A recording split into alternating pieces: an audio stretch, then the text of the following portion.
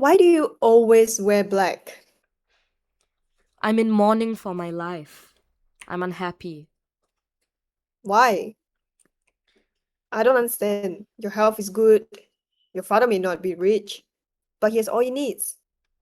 My life's far harder than yours. I make 23 rubles a month, that's all, not counting pension deductions. And I don't go around wearing black. It's nothing to do with money. You can be poor and unhappy. You can in theory, but what happens is in practice is this. There's me, there's my mother, my two sisters, and my little brother. And my salary is 23 rubles. We have to eat and drink, don't we? We need tea and sugar, don't we?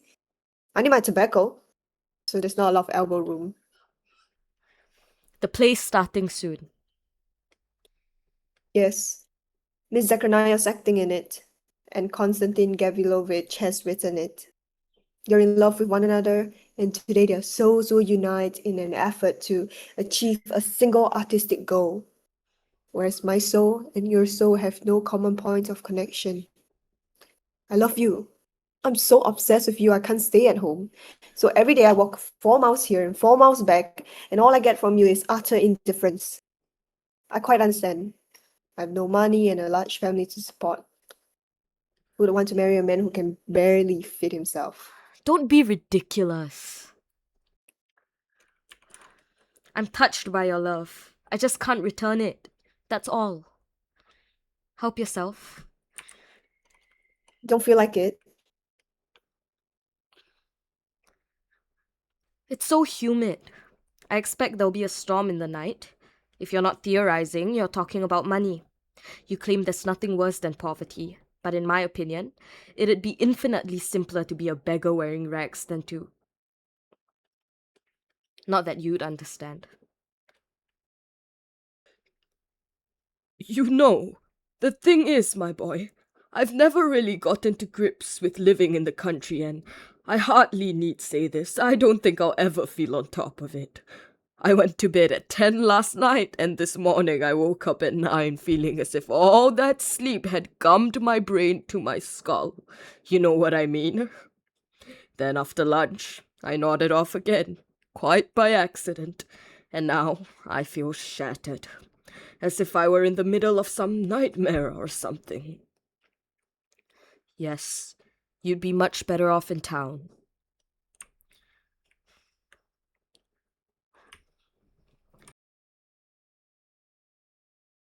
We'll call you when we're ready to start, but you shouldn't be here now. Please, go away.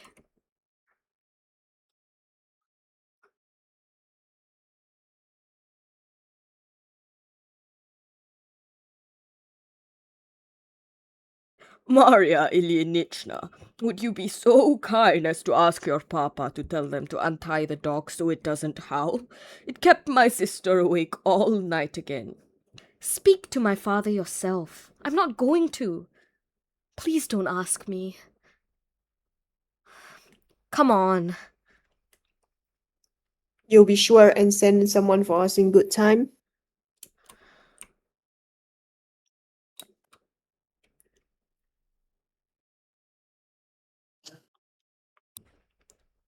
That means the dog's going to howl again all night.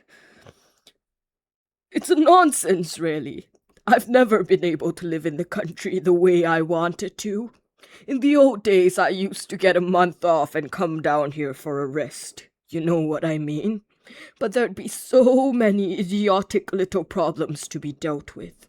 You wouldn't be here a day before you'd be desperate to escape again.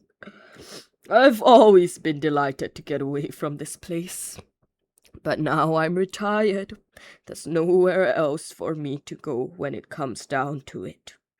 So on we go, like it or not. Konstantin Gavilovich, we're going for a swim! Fine, as long as you're back in your places in 10 minutes. It'll be starting soon. Yes, sir! Here it is, our theatre. One wing, the other, and beyond that, An empty space. No set of any kind. Open view onto the lake and the horizon. We'll start at exactly 8:30 as the moon is rising. Wonderful. Of course, if Nina's late, the whole effect will be ruined. She should be here by now. Her father and stepmother keep a close watch on her, and for her getting out of the house is like a prison break. Your hair and beard are in a bit of a shambles. Could do with a trim or something. Yes, it's the tragedy of my life. I was just the same when I was young. Always looked as if I'd been on the bottle. You know what I mean. Women never took down to me. Why is my sister in such a bad mood? Why? Because she's bored. And she's jealous. She's anti-me, anti the performance, and anti my play because she's not in it and Nina is. She hasn't read my play, but she already hates it. You're imagining it, honestly. She's angry that even on this tiny little stage, it'll be Nina's triumph and not hers.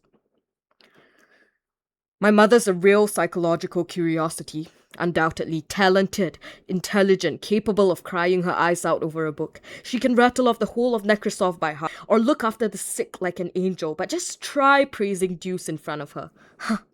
She's the only one you can praise. She's the only one you can write about. You have to foam at the mouth about her. You have to rave about her astonishing performance in Le Dame aux Camellias or The Ecstasy of Life. But since there's no supply of this particular drug out here in the country, she gets bored and irritable. And we're all her enemies. It's all our fault. Added to which, she's superstitious. She's terrified of 3 candles or the number 13.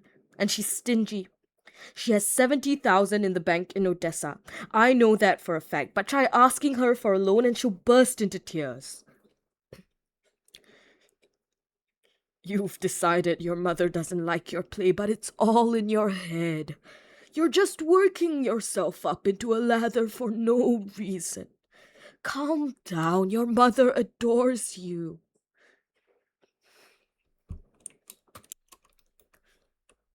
She loves me. She loves me not. She loves me. She loves me not. She loves me. She loves me not. You see?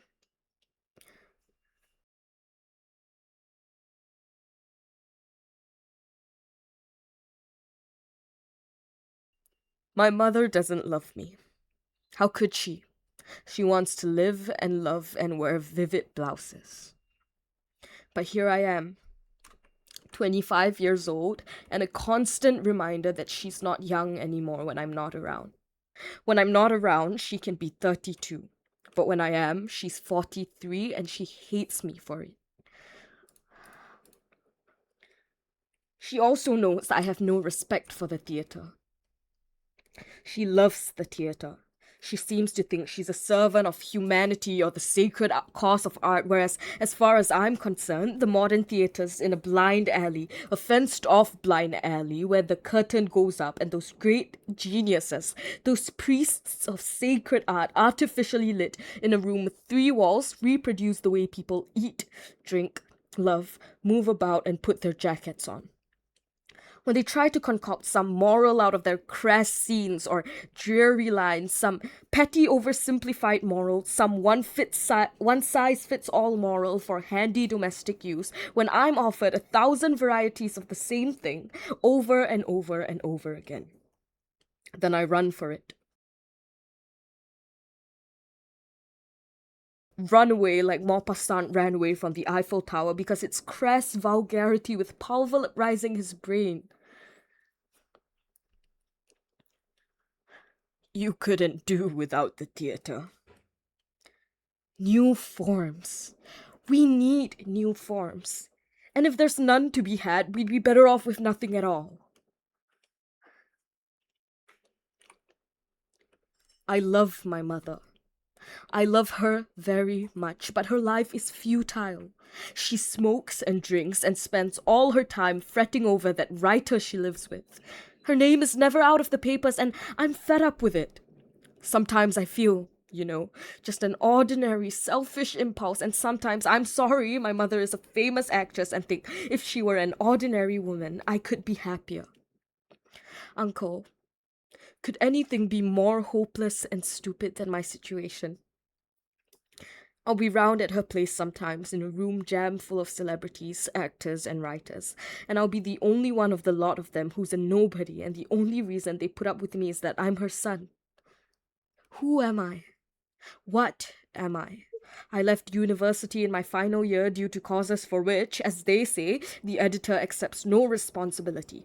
I have no qualifications, no money, not one kopeck, and according to my passport, I'm a petite bourgeois from Kiev. Well, my father was a petite bourgeois from Kiev, although he was also a well-known actor. And when those actors and those writers in her drawing room would turn their kind attention to me, it always seemed to me that from their expressions that they were just gauging my insignificance. I could guess what they were thinking. It was painfully humiliating. By the way, that writer, would you mind telling me what sort of person he is? I can't make him out at all. He never opens his mouth. He's an intelligent man, unpretentious, a bit, melancholy, pretty decent. He's still nowhere near 40, but he's already famous. His cup runneth over. As for his work, well, what can I say? It's clever and charming, but if you've read Tolstoy or Zola, you wouldn't want to read Trigorin. Well, my boy, I love writers. Once upon a time, I had two passionate desires. I wanted to get married, and I wanted to be a writer. Didn't satisfy either of them. Yes. Would you have been nice even to have been a minor writer, you know what I mean? Someone's coming. I can't live without her. Even the sound of her footsteps is beautiful. I'm deliriously happy. My spellbinder. My dream. I'm not late, am I? I know I'm not late. No. I've been in a state all day. I've been so terrified. I was afraid my father wouldn't let me come. He's only just got out with my stepmother. The sky's red. The moon is starting to rise, and I spurred the horse on. I spurred it on. But I'm happy.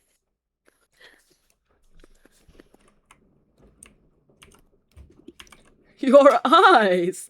You look as if you've been crying. Not so good. It's nothing. Look how out of breath I am. I have to leave in half an hour. We better hurry. I can't stay any longer. You mustn't keep me. For God's sake. My father doesn't know I'm here. You know what? I'll go. Toot sweet. Home to France, march to grenadiers. I once piped up singing like this, and one of the prosecutors, colleague of mine, said to me, I must say, Your Excellency, you have a powerful voice. Then he thought for a minute and went on, powerful, but hideous. Home to France, march to grenadiers. Home to France, march to... My father and his wife won't let me come here. They say it's too bohemian. They're afraid I'll be infected and want to be an actress.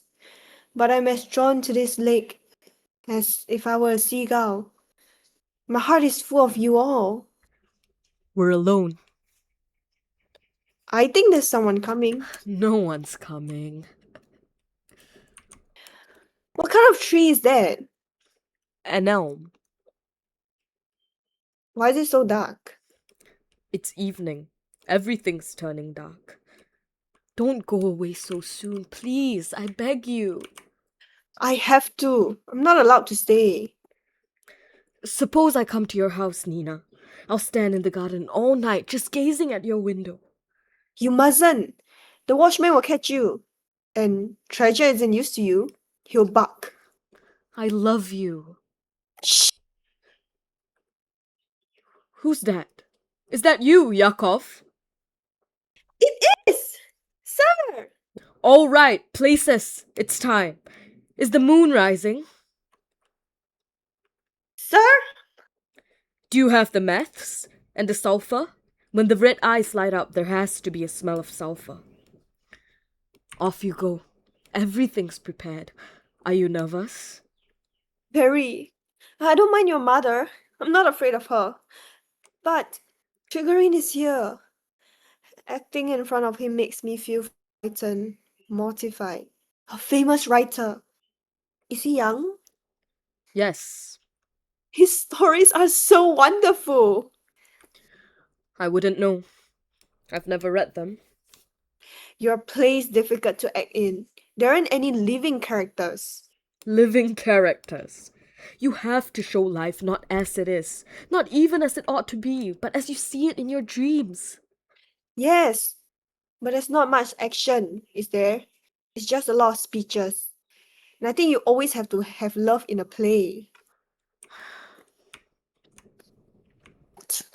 You won't look after yourself. It's sheer pig-headedness. You're a doctor. You know perfectly well damp air is bad for you. You just want to make me miserable. Yesterday, you deliberately spent all evening sitting on the terrace. Where is my you? You were so engrossed in your conversation with Irina Nikolaevna, you didn't notice the cold. Tell the truth, you find her attractive. I'm 55. That's nothing. That's no age for a man. You're extremely well preserved and you're still attractive to women. You'd rather I wasn't? You're all dying to bow down and worship an actress. All you men. Here I am at your feet. If people love actors and treat them differently from, say, businessmen, that's just the way things are. It's called idealism. Women were always falling in love with you and clinging around your neck. Was that idealism as well? What's it matter?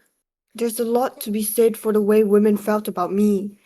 What they liked most about me was that I was an excellent doctor. 10 or 15 years ago, if you remember, I was the only decent obstetrician in this whole area. Also, I've always been honest. Darling. Quiet, they're coming. In 1873, at the Poltava Festival, she gave the most amazing performance. Pure pleasure. Wonderful performance. And the comic actor, Chadin. I don't suppose you know what's become of him? He was incredible in Krasinski's wedding. Even better than Sadovsky. Take my word for it, dear lady. But where is he now? You keep throwing these prehistoric names at me. How should I know? Pashka Chadin. There's no one out there to touch him. The theater on its last legs, Irina Nikolaevna. Once upon a time there were mighty oaks. Now all you see is tree stumps. It's true that there may be fewer genuinely brilliant individuals these days, but the general standard of acting is far higher. I can't agree with you. Although, of course, it's a matter of taste. De gustibus aut ben aut nihil. Ah, my son! When's it starting, dear? In a minute. Just be patient, please. Oh, Hamlet, speak no more. Thou turns mine eyes into my very soul, and there I see such black and grained spots as will not leave their tint. Nay, but to live. In the rank sweat of an unseamed bed, stewed in corruption, honeying and making love over the nasty sty.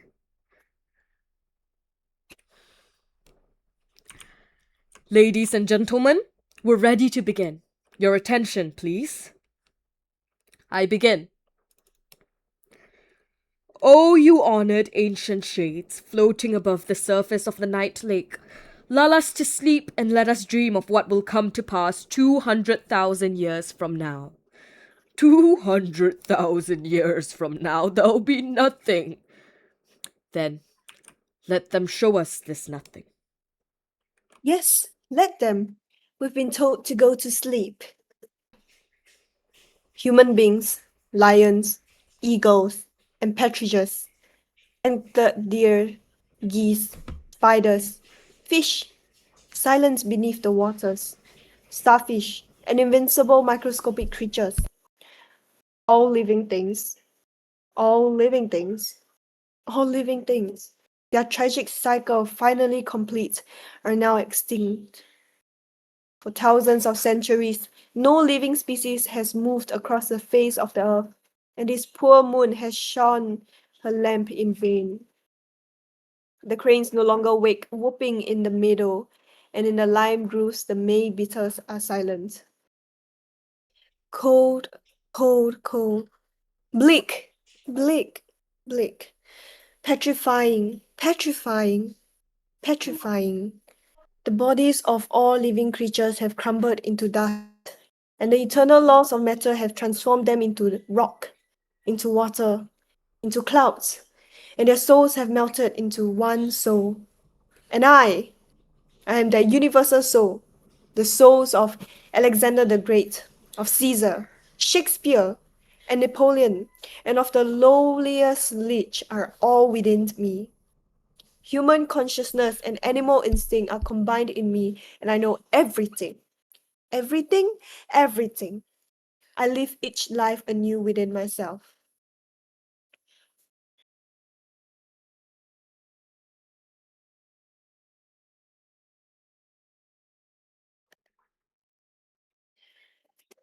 It's one of those decadent things. Mother! I'm alone. Once in every 100 years, I raise my voice to speak, and the sound echoes melancholically through the void, and no one hears. Not even you hear me. Pale fires. The stagnant marsh pushes you out into the darkness, and you wander until dawn, unthinking, unconsenting, lacking the vital spark.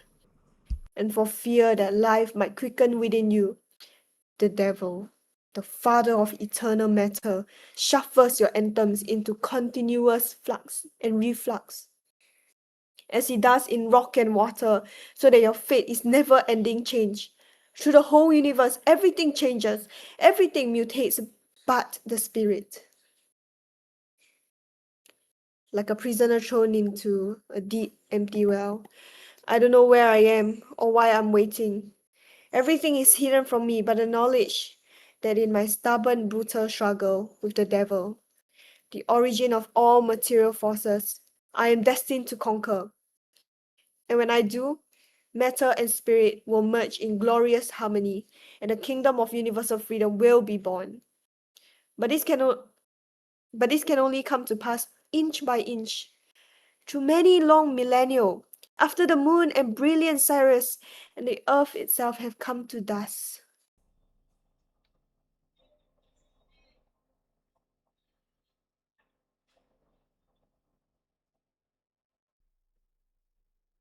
Until then, the horror. Oh, the horror. See, my mighty adversary, the devil draws near. I see his fearsome crimson eyes. There's a smell of sulfur. Is that intentional? Yes. I see. It's an effect. Mother! Without man, he is lonely. The doctor's taken his hat off to pay his respects to the devil, the father of eternal matter. The play's over! Curtain! Why are you getting so exercised? That's it! Curtain! Lower the curtain! Curtain! I apologize. I forgot that writing plays and acting in them is reserved for the elite. I've broken the monopoly. I...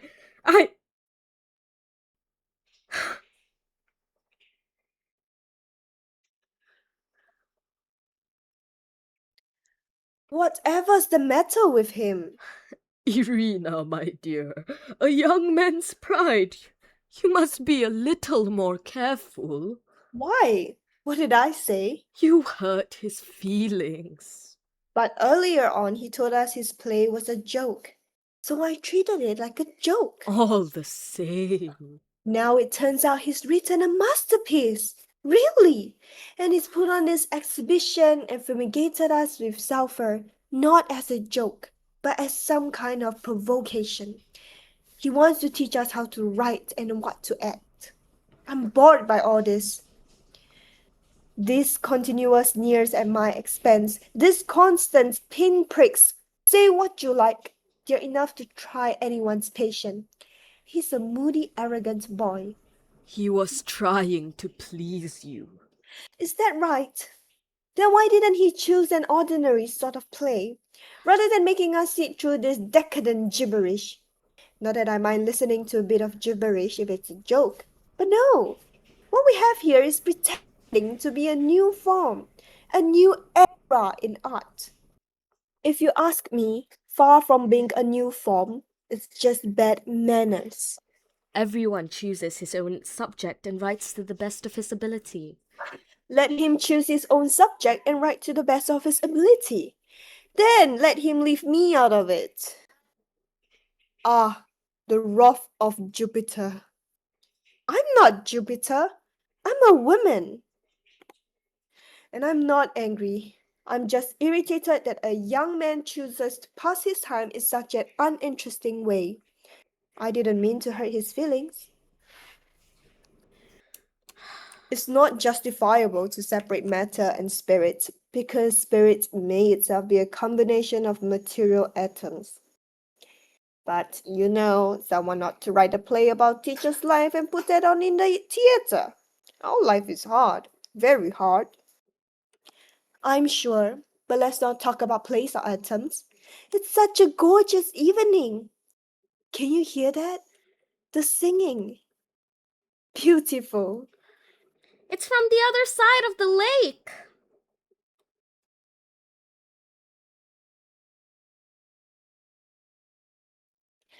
Sit next to me.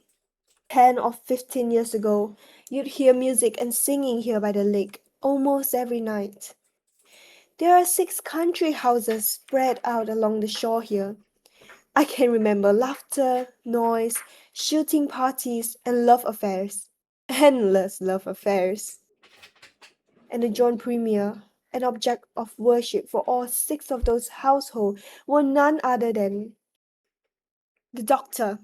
He's still charming, but in those days he was irresistible. My conscience is beginning to trouble me. What make me hurt my poor boy's feelings? It's worrying me. Kostya? Son? Kostya?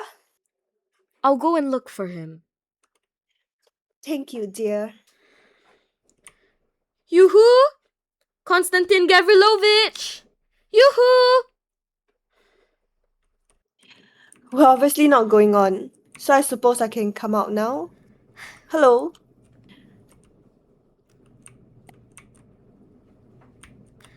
Bravo, bravo. Yes, bravo. We did admire you. You can't stay out in the country with your looks and such a marvelous voice. It'd be a sin.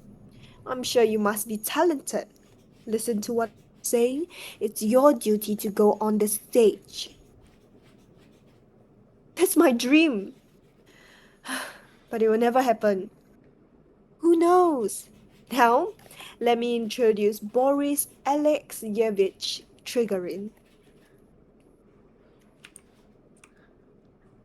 Oh, I'm so pleased to. I read everything you.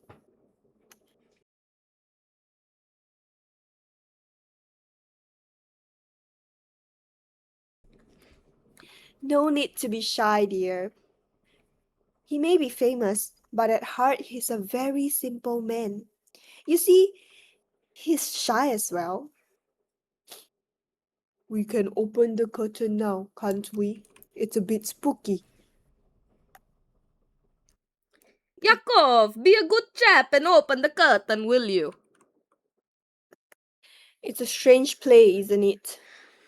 I didn't know what was going on, but I enjoyed it. Your acting was very truthful, and the setting's beautiful. The lake must be full of fish. Yes,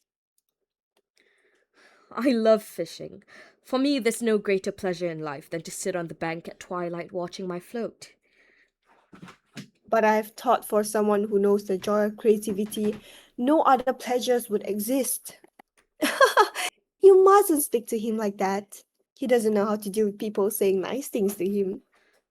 I Back to him. remember a performance Silva hit lower C. It so happened that one of the basses from our church choir was sitting up in the gallery, and suddenly you can imagine our complete astonishment. We heard from the gallery, "Bravo, Silva!" but a whole octave lower, like this. "Bravo, Silva!" The whole theater was transfixed.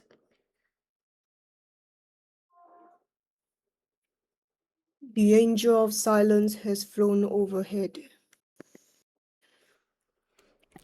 I have to fly too. Goodbye. Where are you going? It's so early. We're not going to let you go. My father's expecting me. Honestly, what a man. Well, if it can be helped, I'm sorry. I hate to let you go. If you knew how much I hate leaving you. Someone should see you home, darling. Oh, no, no. Do stay. I can't, Pyotr Nikolaevich. Just another hour. No more. I mean, you know what I mean. No, I can't. She's the most unfortunate girl, really. Apparently, her mother's will left her entire enormous fortune to the husband. Every last penny, and nothing at all to this poor girl. And her father's already made a will, leaving everything to the second wife. It's outrageous. Yes, you have to give him credit. Her father's an out and out villain. Let's go in as well, shall we? It's getting damp. My legs ache. They're so stiff, your legs. They're like wooden legs. You can hardly walk. Let's be off then, you poor old thing. Madame? I can hear the dog howling again. Would you be kind enough to tell them to let it off its chain? I can't do that, Pyotr Nikolaevich. I don't want thieves breaking into the barn. All my millet's in there. That's right, a whole octave lower. Bravo, Silva. And you know, he wasn't even a singer, just an ordinary member of the church choir. Any idea how much a member of the choir would earn? I don't know. Maybe I'm just ignorant or completely off my head. But I like that play. There's something about it. When the little girl talked about being alone and then the devil's red eyes appeared, I was so moved. My hands started shaking. He was original, naive. I think that's him coming now. I want to say something really nice to him. They've all gone in already. I'm here. Mashenka's been chasing me all over the gardens. Unbearable creature. Konstantin Gavrilovich, I really liked your play. Enormously. It's a curious piece, and I didn't see the end, but even so, it made a powerful impression on me. You're very talented. You have to go on with this. My word, your nerves really are raw. There are tears in your eyes. What am I trying to say? You've taken the subject from the realm of abstract ideas. That's as it should be, because it's essential for a work of art to express some big idea. Something can only be beautiful if it's serious. You're so pale. So, are you saying I should keep going? Yes, but only write about what's important and eternal. I've had a varied and fascinating life, you know. fulfilling. But if I had been given the opportunity to scale the spiritual heights that an artist achieves at a moment of creativity, I think I have nothing but contempt for my physical existence and everything it entails.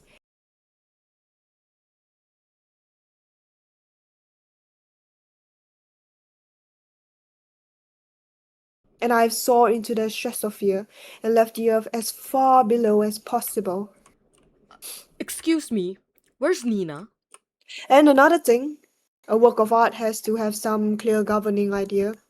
You have to know why you're writing it, because if you just ramble down some picturesque byway without a definite aim in mind, you'll lose your way and your talent may destroy you.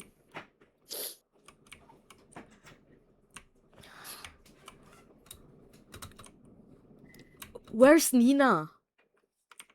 She's gone home. What am I going to do? I want to see her. I have to see her.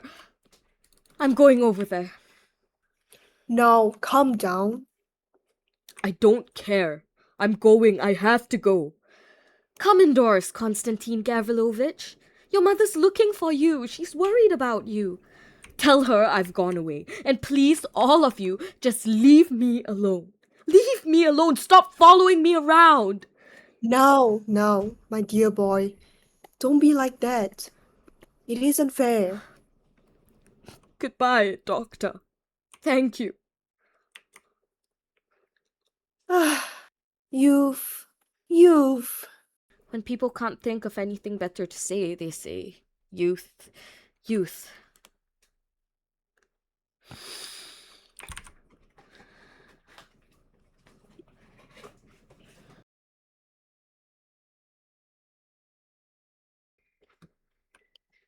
Beauty habit. I expect they have started playing indoors. We better go in. Just a minute. What? I've told you before, but I want to say it again. I really want to talk. I don't love my father, but I've always had a feeling for you. You're somehow close to me. I feel it with all my heart. Please, help me. Help me, or I'll do something stupid. I'll ruin my life or make a mockery of it. I can't go on like this. What is it? How can I help you? I'm unhappy. Nobody has any idea how unhappy I am.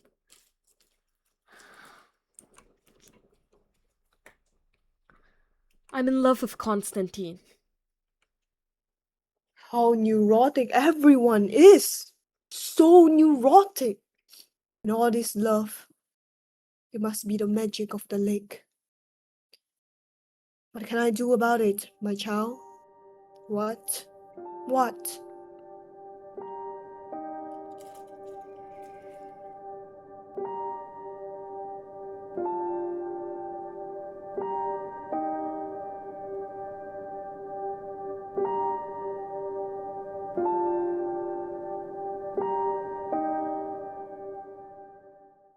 Stand up, would you? Stand next to me. You're 22 and I'm almost twice that. Which of us looks younger? Well, you, of course. There you are. And why would that be? Because I work. I'm sensitive. I'm always busy. Whereas you're stuck in one place. You have no life. And I make it a rule never to look into the future. What will be, will be.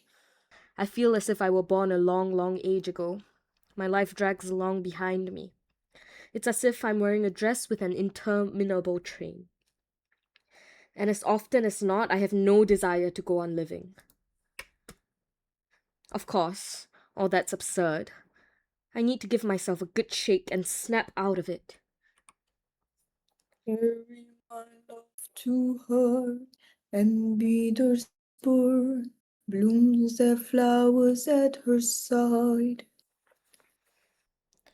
Also, I'm as punctilious as an Englishman. I make sure I'm perfectly turned out, as they say, and my clothes and my hair. My dear, are always comme fault. Do I ever allow myself to leave the house, even to step into the garden in a house coat or without doing my hair? Never. That's how I've kept my looks. I've never let myself get frumpy. I've never let myself go, the way some women do. See what I mean? Light as a feather, I could play a girl of 15. Be that as it may, I shall go on reading. We got as far as the floor merchant and the rest. Ah, yes, the rats. Read on. Or rather, let me have it. I'll read. So, the rats? Here we are. Of course, it's as dangerous for a society hostess to and try to attract a novelist as it would be for a flower merchant to breed rats in his gunnery. And yet they see nothing wrong with it. And so, once a woman has set her sights on the writer she means to adopt, she besieges him with compliments, favors, and flattery. Well, that may be true of the French, but there's nothing like that here. No ulterior motives. In this country, before a woman sets out to entrap a writer, she's generally already head over heels in love, if you can imagine. To take an obvious example, just look at me and Trigorin. Yes. We're happy, aren't we? Finally happy today. See? We're happy. Our father and stepmother have gone off to Tver, and we have 3 whole days of freedom. I'm happy. I'm all yours. Look how pretty she is today. All dressed up, nice looking.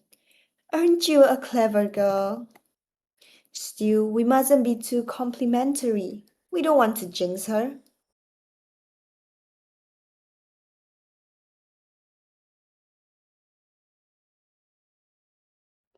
Where's Boris Alexeyevich? He's down by the bathing place, fishing. I'm surprised he's not sick of it. What's that?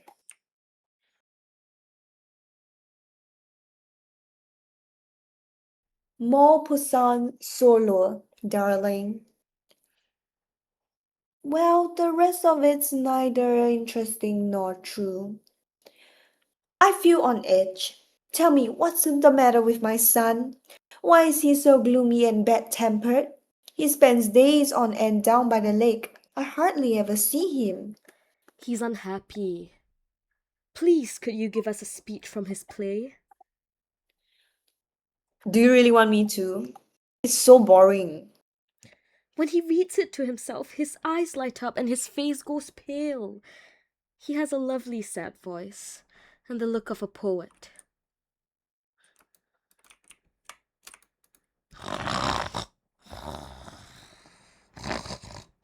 Night, night. Petrusha, Mm? Mm? are you asleep? Course not. You're not taking any medicine, Petrusha. That's not very clever. I'd be happy to, but the doctor won't give me any. Medicine at 60. Even at 60, you still want to stay alive. Oh, all right. Then take some Valerian drops. I think it'd do him good to go to a spa. Take the waters. Well, he might do that, or he might not. What are you talking about? I don't understand. Nothing to understand. I've said what I said.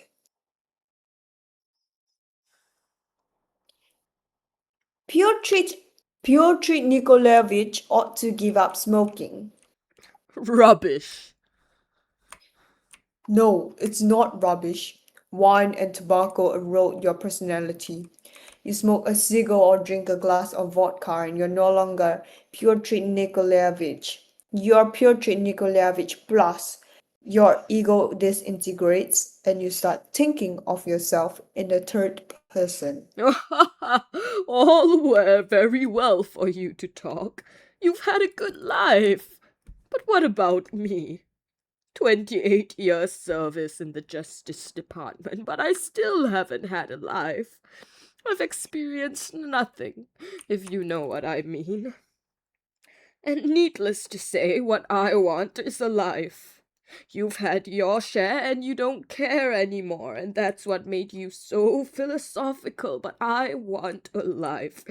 So that's why I drink sherry at dinner and smoke cigars, all that sort of thing. Simple as that. I'm all for taking life seriously, but to start swallowing medicine at 60 and feeling sorry for yourself because you didn't make the best of your youth, it's pretty fortuitous, if you don't mind my saying so. Must be my lunchtime. My leg's gone to sleep.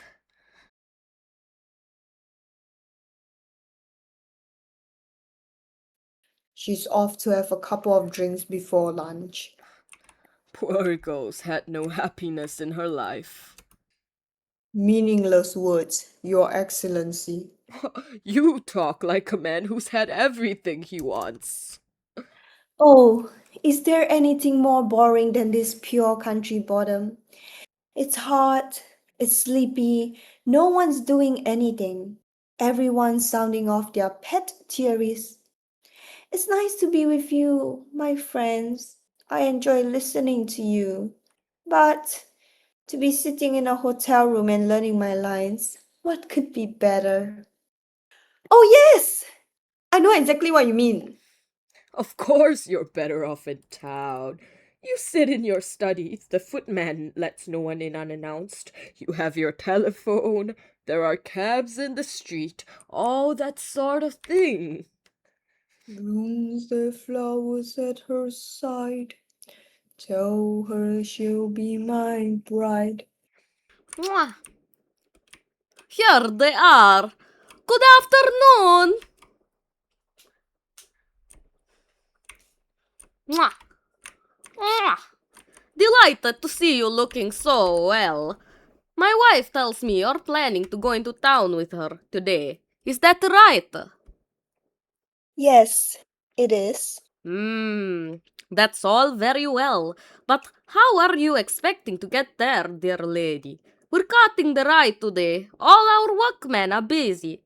Which horses were you intending to use, if you don't mind my asking? Which horses? How shall I know which horses? We do have carriage horses. Carriage horses?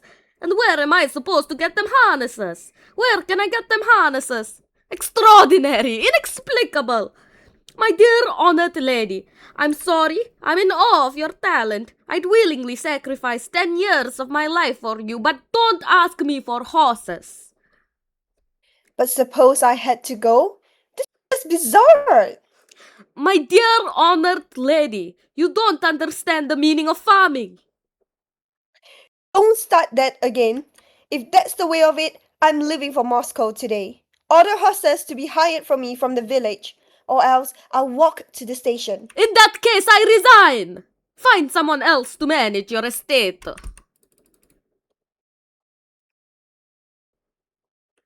It's the same thing every summer. Every summer I come here and they insult me. I'm never going to set foot in this place again. The effrontery! What is going on here? I'm absolutely sick and tired of it.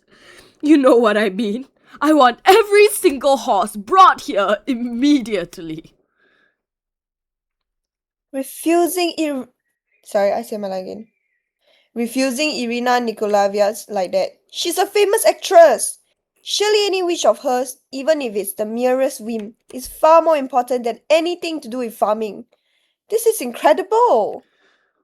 What am I supposed to do? Put yourself in my position. What am I supposed to do? Let's go and see my sister, and we'll all plead with her not to leave. All right? Unbearable man. Tyrant. Don't get up! Don't get up! We'll push you. This is terrible. Yes, it's terrible, but he won't resign. I'll have a word with him in a minute. Earns people boring. By rights, your husband should be thrown out on his ear. But all that will happen is that Pyotr Nikolaevich, old woman that he is, and his sister will end up apologizing to him. You'll see. It's because he sent the carriage horses out into the fields as well. Every day there are these upheavals. If you only knew how much they upset me. They're making me ill. Look, I'm shaking all over. I can't bear him being so rude. Yevgeny, darling, my love, let me come and live with you. Time's passing. We're not young anymore. And if we could just, at the end of our lives, stop having to hide and tell lies.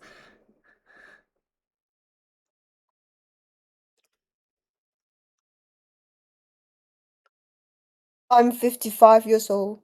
It's too late to go changing my life. I know why you're refusing me. Because of all the other women you're close to. You can't invite them all to come live with you. I can see that.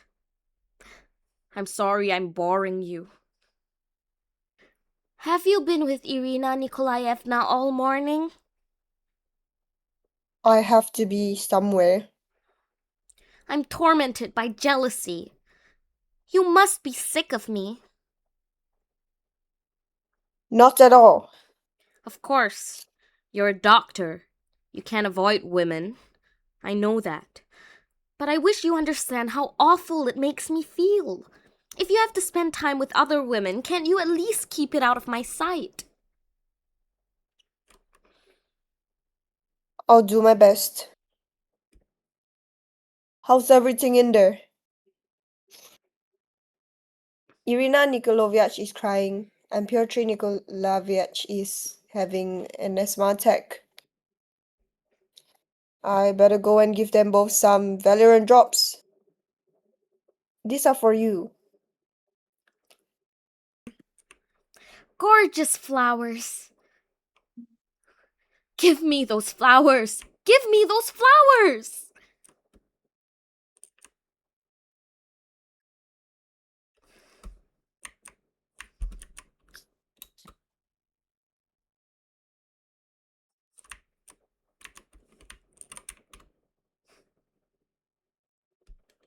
How strange to see a famous actress crying, especially about something so trivial. Something else strange. A famous writer, idolized by the public, written about in all the papers, his portrait on sale everywhere, his books translated into foreign languages, and he spends all day fishing and is thrilled to have caught 2 perch. I always thought famous people were arrogant and unapproachable, that they despise ordinary people for fawning on the upper classes and the rich and use their celebrity and the glamour of their name to get even with them. But here they are, crying and fishing, playing cards, laughing and losing their temper, just like anyone else. You on your own? Yes.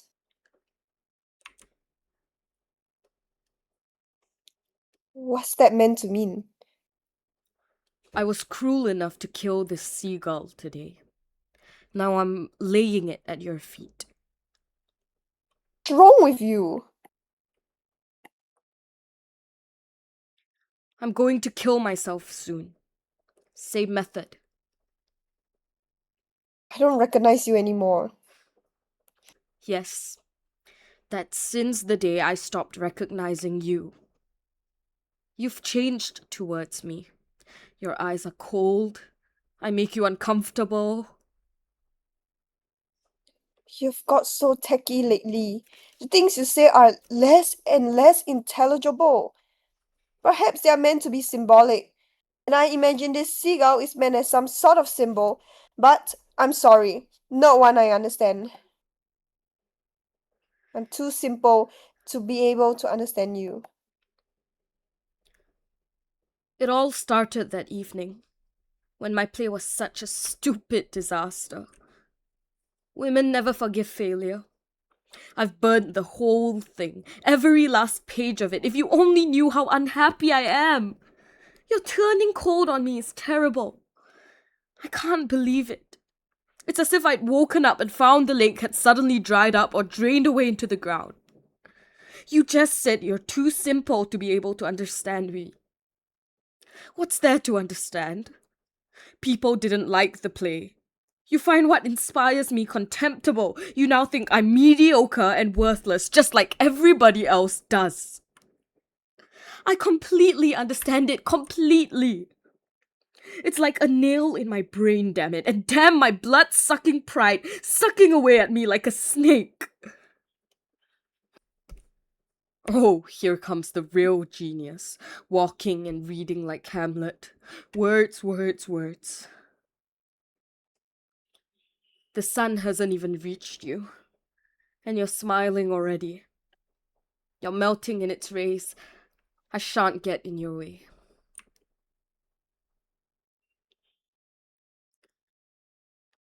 Takes snuff, drinks vodka,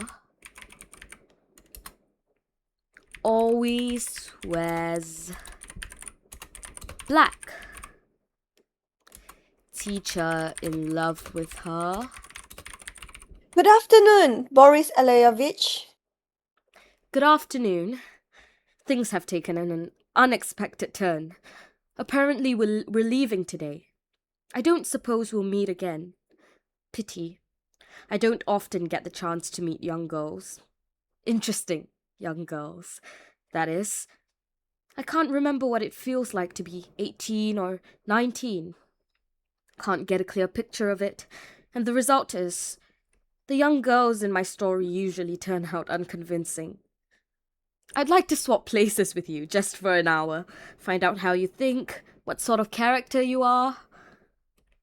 And I'd like to swap places with you Why? to find out what it feels like to be a famous, talented writer. What's it like to be famous? How does being famous affect you? How? Not at all, I don't think. It's never crossed my mind. There's two possibilities. Either you're exaggerating my fame, or it doesn't affect me at all. What about when you read about yourself in the newspapers? If they praise you, it cheers you up. And if they attack you, it depresses you for a couple of days. What a marvelous existence! If you only knew how much I envy you. People's destinies are so different. Some people can scarcely plot through their dull, obscure lives. They're all alike, all unhappy. And others, like you, for example, you're one in a million. Fate deals them a really fascinating life, a glittering life, full of meaning. You're so lucky. Am I? You talk about fame and luck, about some glittering, fascinating life, but all these fine words, forgive me, they're just like so many sugar plums, which I never eat. You're very young and very sweet. But your life is wonderful. I don't see what's so special about it. It's time for me to go and write. I'm sorry, I can't stay. It's what they call a sore point. You've stepped on my pet bunion and I'm starting to feel steamed up, even a bit angry. All right then, let's talk. Let's talk about my wonderful glittering life, so where shall we start? There's such a thing as obsession, when, for example, a man thinks all day and night about nothing but the moon, and I have my own moon. All day At night, I'm haunted by a single obsessive thought. I have to write. I have to write. I have to write. No sooner have I finished one story when for some reason or another I have to write a second story, then a third, and after the third, a fourth. I write non-stop, at breakneck speed, and I can't seem to do it any other way. Now, what's so wonderful about glittering about that, may I ask? Ugh, it's a preposterous life. I'm here with you, getting steamed up, but at the same time, I can't forget for a moment that there's an unfinished story waiting for me. There's a cloud, see? Which looks like a grand piano. I can smell heliotrope. I immediately make a mental note. Sickly sweet, flower for a widow, refer to it when describing a summer's evening. I keep fixing on every phrase, on every word you or I utter, and I can't wait to add all these phrases and words as soon as I can to my literary stockpile. Never know when they might come in handy. When I finished working, I run out to the theatre or go fishing. Perhaps I can have a rest and forget about it all, but no. There's some new subject trundling around inside my head like a heavy iron ball, and it's already started drawing me towards my desk, and I have to rush back to start again, writing and writing, and it's like that all the time. All the time. I can't get away from myself, and I feel like I'm swallowing up on my own life, and that to make the honey I'm giving to someone out there in the void, I'm taking the pollen from my own best flowers. In fact, I'm ripping the flowers. I'm ripping out the flowers and trampling on their roots. I must be insane, don't you think? And my friends and family, you think they treat me as if I were quite sane? What are you writing? What are you going to treat us to next? It's always the same thing, always. And it seems to me this scrutiny from my friends, this praise, this enthusiasm, it's all a pretense. They're all humoring me as they would an invalid. And sometimes I'm afraid that any minute now they'll creep up on me, grab me, and cart me off to the asylum like Golgo's madman, or when I was young. Through my best years, back when I started writing. Writing was unmitigated torture. A minor writer, especially before he's had any success, thinks of himself as clumsy, bungling, and unnecessary. His nerves are on edge. He's unhinged. He can't stop himself loitering around people in the arts and literature, unnoticed and unrecognized, afraid to look anyone directly in the eye, like a compulsive gambler with no money. I never came across my reader, but for some reason I always thought of him as hostile and suspicious. I found the whole idea of the public terrifying, and whenever I put on a new play, I always felt everyone in the audience with dark hair was my enemy, and everyone with fair was just cold and uninterested. It's all so dreadful. Agony! But surely your inspiration and the creative process itself, they must give you moments of elation and pleasure. Yes, while I'm actually writing. It's enjoyable. And I like reading the proofs, but the minute it's published, I can't stand it. I can see right away it's not what it ought to be. It's a mistake. It should never have been written in the first place. And I'm disappointed. I feel useless. And then the public reads it and says, yes, charming, clever. Charming, but it's hardly Tolstoy. Or, it's very good, but Turgenev's Fathers and Sons is better. And it'll be charming and clever till the day I die. Charming and clever, and that's it.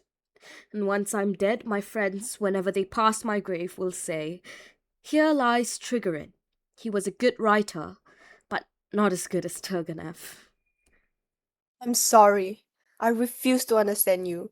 You're just spoiled by success. What success? I've never liked myself. I've never liked myself as a writer. The worst thing is I live in some sort of a stupor and I frequently don't understand what it is I'm waiting for.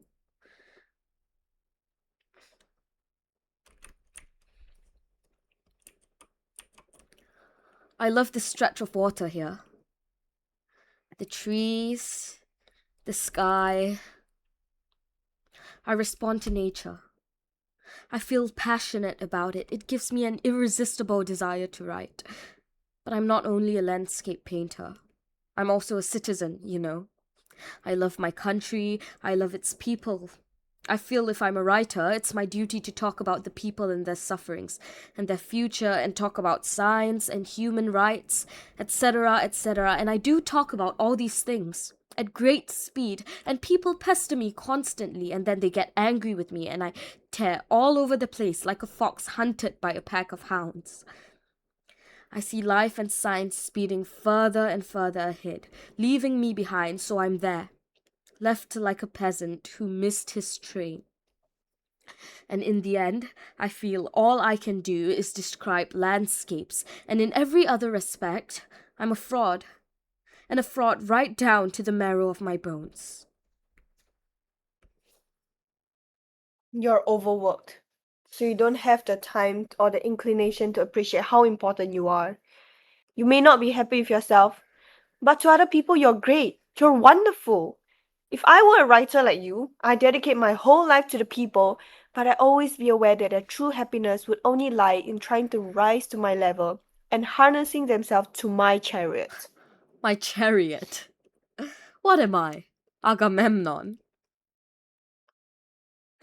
For that kind of happiness, I mean the happiness of being a writer or an actress, I'd be prepared to suffer the resentment of my family, poverty, disappointments. I live in a garret and eat nothing but black bread, and endure not being satisfied with my work and being aware of my own imperfections. But in return, I'd ask for fame. Real spectacular fame. My head's spinning. Oh, Boris Elievich! I'm being called, probably to pack. But I don't feel like leaving. It's paradise here. Wonderful. See that house and garden on the far side? Yes? That's my mother's estate. I was born there.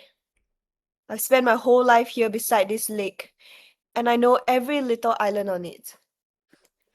It's a really lovely spot. What's this? A seagull. Konstantin Gavrilovich killed it. Beautiful bird. I really don't want to leave. Can't you persuade Irina Nikolaevna to stay? What are you writing? Just making a note. Flash of an idea. An idea for a short story. A young girl like you spends her whole life by a lake. She loves the lake, like a seagull.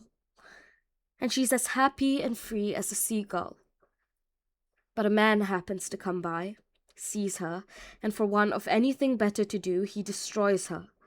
Just like this seagull here.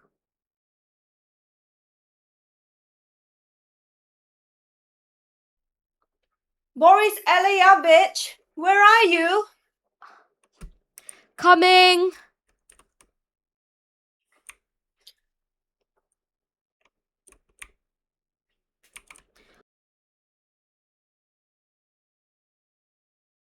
What? We're staying!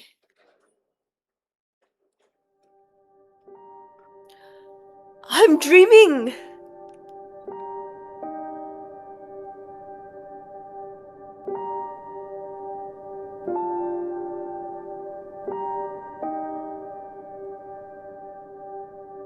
I'm telling you all this because you're a writer. You might be able to make use of it. I'm telling you the honest truth. If he'd seriously injured himself, I wouldn't have been able to go on living another minute. All the same, I do have some courage. I've just decided. I'm going to rip this love out of my heart. I'm going to rip it out by its roots. How? By getting married to Medvedenko. You mean the teacher? Yes. I don't understand why you need to do that. Loving without any hope. Waiting for something for years on end. But once I'm married, there'll be no time left for love. All the old troubles will be blotted out by new ones. At least, it'll be a change. What about a refill? Wouldn't that be overdoing it? Here we are. Don't look at me like that. Women drink more often than you might think. Only a minority drink in public the way I do. Most of them drink in secret. Oh yes, always a vodka or brandy. Cheers! Cling! Good luck. You're an honest man. I'm sorry to see you go. Personally, I don't want to go. Then go and ask her to stay. No, she won't stay now. Her son is being extremely tactless. First, he had a go at shooting himself. And now I'm told he's planning to challenge me to a duel. Why? He sulks and sneers and proselytizes for new forms. But there's plenty of room for everyone, isn't there? New and old, why make such a fuss? Well, he's also jealous. Not that it's any of my business. He's not too bright, my teacher, but he's a kind man, and he's poor, and he loves me very much. I'm sorry for him, and I'm sorry for his old mother. Well, let me wish you all the best. Don't think badly of me. Thank you very much for your sympathy. Send me your books and make sure you write a dedication in them. Only don't say respects and best wishes. Just say, to Maria, who doesn't know where she belongs or what she's doing on this earth. Goodbye.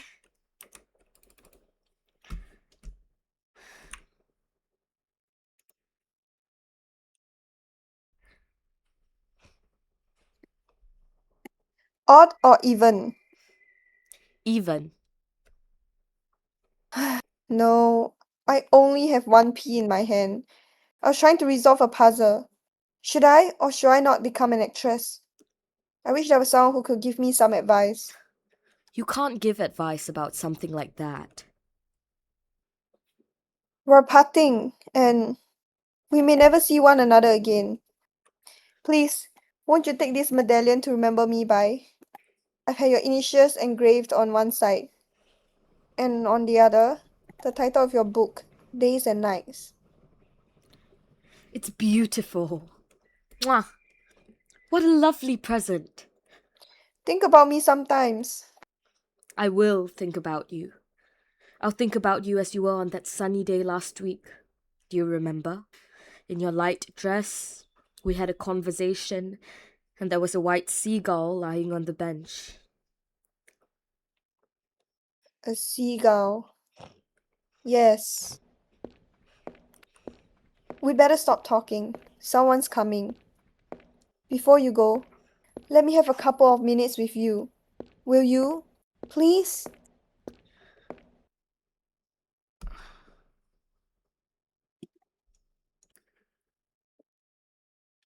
Stay here at home, old thing.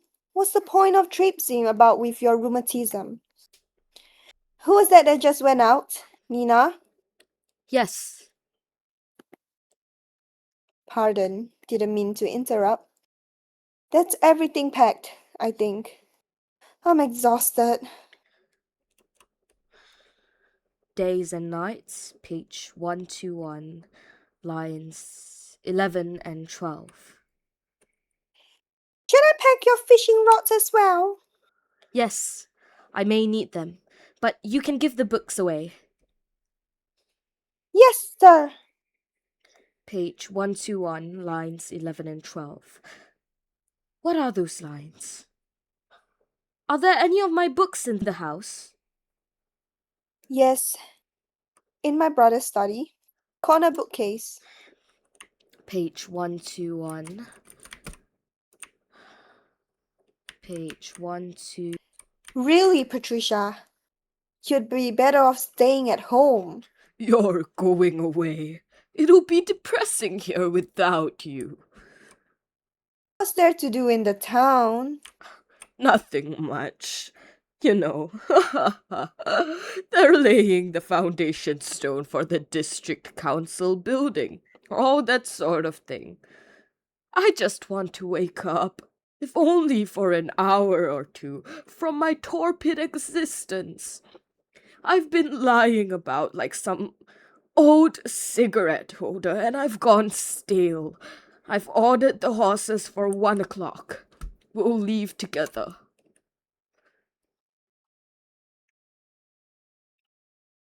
So, go on living here.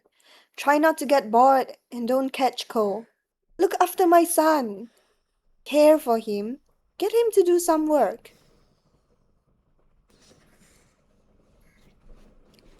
I'm going away, and I'll never know why Constantine shot himself. I think jealousy was the main reason, so the sooner I get Trigorin away from here, the better.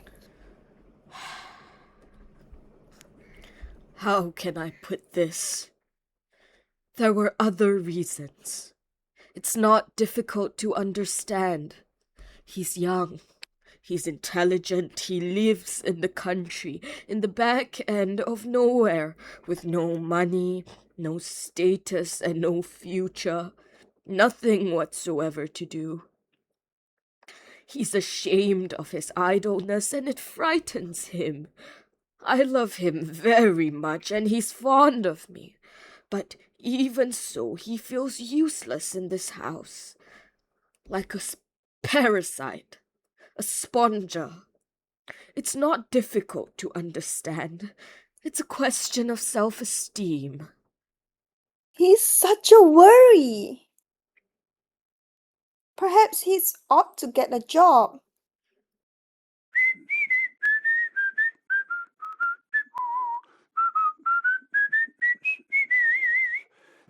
I think by far the best solution would be to let him have a bit of money. In the first place, he needs to be able to dress like a human being. You know what I mean. You just need to look at him. He's been wearing the same jacket for 3 years now, and he doesn't even have an overcoat. It wouldn't hurt him to enjoy himself a bit. Go abroad or something. Wouldn't have to cost much. Yes, but I could probably manage the suit. But as for going abroad, no. Just at the moment, I don't see how I could even manage the suit. I have no money. I don't.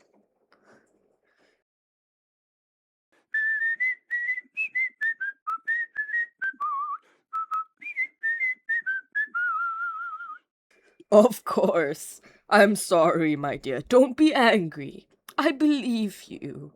You're a generous, magnanimous woman. I have no money. Naturally, if I had money, I'd give him some myself. But I have nothing. Not even a kopeck. My estate manager takes my entire pension and spends the lot on the farm and the cattle and the bees, and it's all wasted money. The bees die, the cows die. They never let me have any horses. I mean, I do have some money, but I'm an actress, you know? My costume bills alone are enough to ruin me. You're good and kind. I respect you. Yes. I'm not feeling so good. I feel dizzy. I'm not feeling well. You know what I mean? Patricia! Patricia, darling! Help! Help!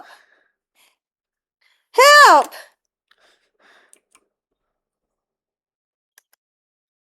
What? She's feeling dizzy. It's all right. It's all right. The moment's past. You know what I mean. Don't worry, Mother. It's not serious. Nowadays, Uncle often has these turns. You need to lie down, Uncle. Yes, just for a minute. But I'm still going into town. I'll lie down for a while and then I'm going. Take my word for it. Here's a reader for you. On all fours in the morning, on two legs at noon, and on three legs in the evening. I know that one. And flat on your back at night. Thanks. I can manage on my own. No, come on. Don't stand on ceremony. He gave me such a fright. It doesn't do him any good living in the country. He gets depressed. If you could only be generous for once, Mother, and lend him 1,500 or 2,000, he'd be able to live in town for a whole year. I have no money. I'm an actress, not a banker. Mother, change my bandage for me. You're so good at it.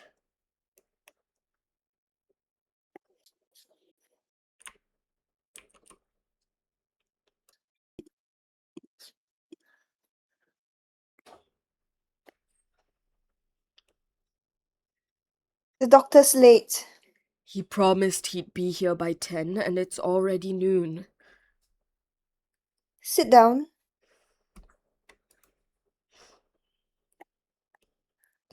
You look as if you're wearing a turban. There was someone in the kitchen yesterday asking what nationality you were. It's almost completely healed up. Hardly anything there at all.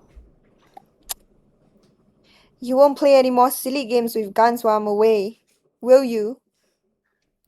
No, Mother. It was just an insane moment of despair. I couldn't control myself. It won't happen again. You have magic fingers. I remember ages ago when I was a little boy and you were still working at the State Theatre. There was a fight in the courtyard and a washerwoman who lived in our block was badly beaten up. Do you remember? She was unconscious by the time they got to her. You used to go and see her. You brought her medicine. You bathed her children in the tub. You must remember. No. There were 2 ballerinas living in our same block.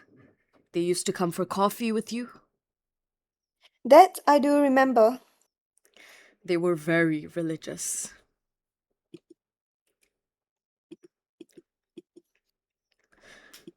Just recently, these last few days, I love you as tenderly and devotedly as I did when I was a child. You're all I have left now. Why is it? Why do you let yourself be influenced by that man? You don't understand him, Constantine. He's a very honorable man. All the same, when he heard I was planning to challenge him to a duel, his honor didn't stop him panicking. He's getting out of here, ignominiously running away. Don't be ridiculous. I'm the one who's begging him to leave.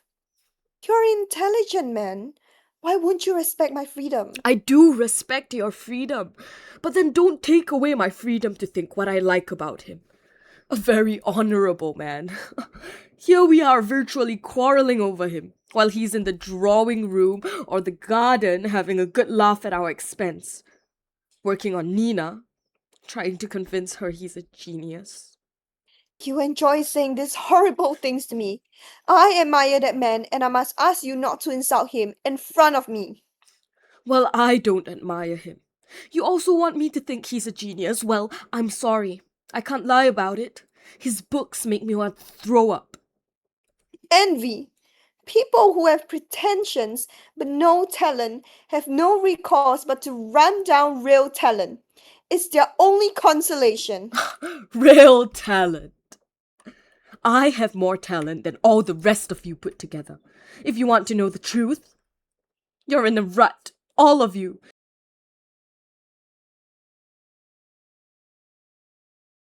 You've snatched top spot in the art world and you think only the kind of stuff you do is bona fide and legitimate. And you suppress and silence everyone. I don't believe in any of you. I don't believe in you or him. All he can do is drink beer and make love to older women. Degenerate! Go back to your beloved theatre and keep on acting in your pathetic trivial plays. I have never acted in a play of that description. Just leave me alone. You couldn't even write the most abject pantomime. You're a petite bourgeois from Kiev. Parasite. Miser! Beggar!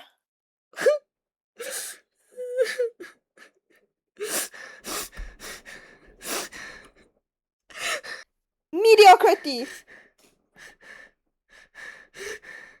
Don't cry. You mustn't cry.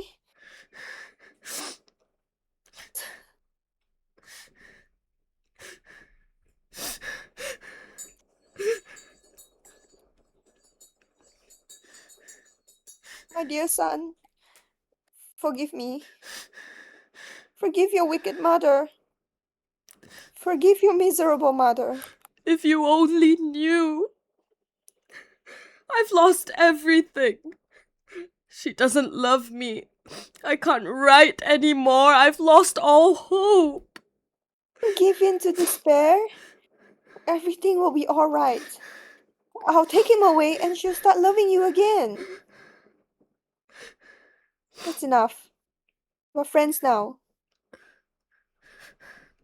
Yes, Mother.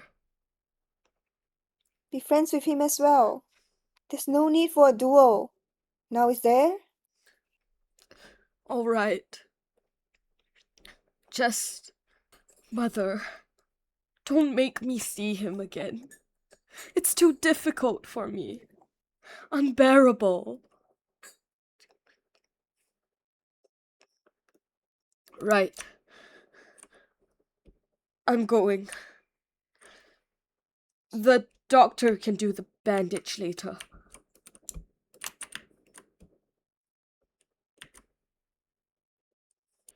Page 121, lines 11 and 12. Here we are. If my life could ever be of any use to you, come and take it. They'll be bringing the horses round soon. If my life could ever be of any use to you, come and take it. Hope you're all packed? Yes, yes. Why do I sense so much sadness in this appeal from a pure spirit? And why does it squeeze my heart so painfully? If my life could ever be of any use to you, come and take it.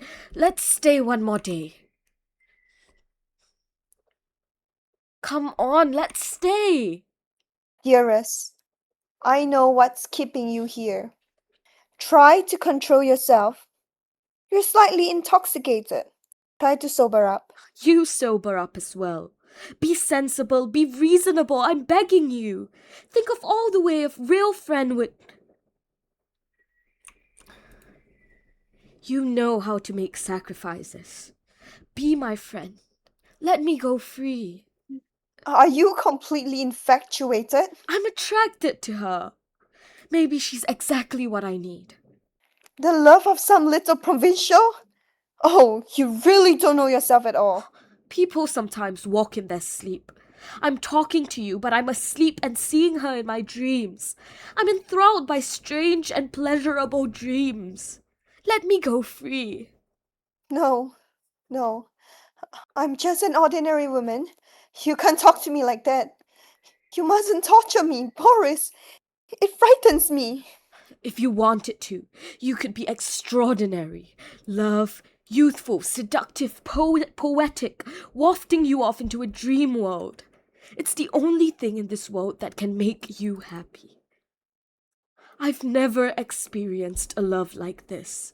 I never had time when I was young. I was haunting the publishers, struggling with poverty, and now here it is, love, finally here, drawing me in. What's the point of running away from it?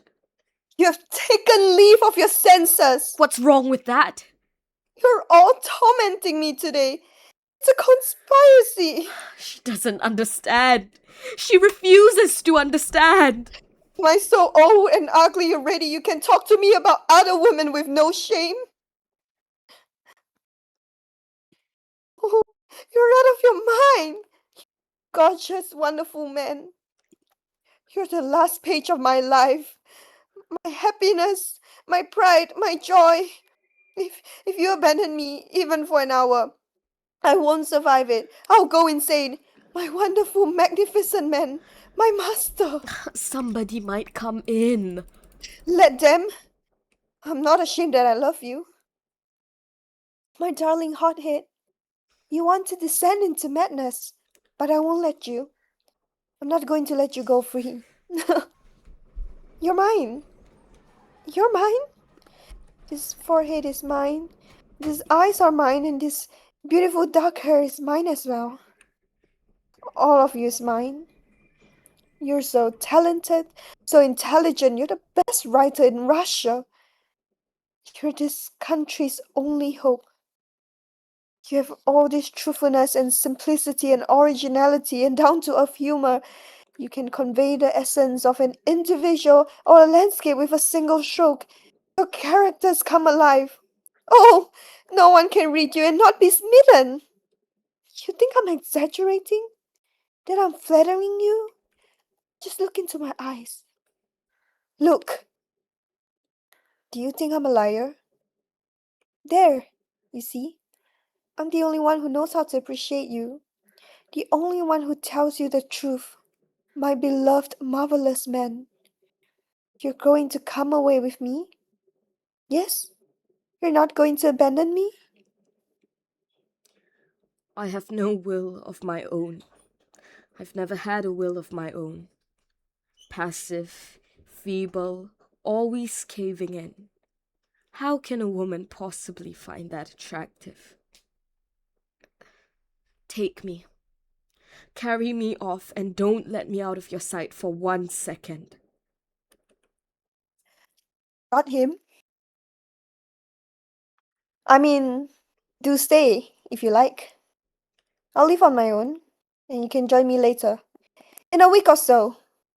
After all, there's no need for you to rush off.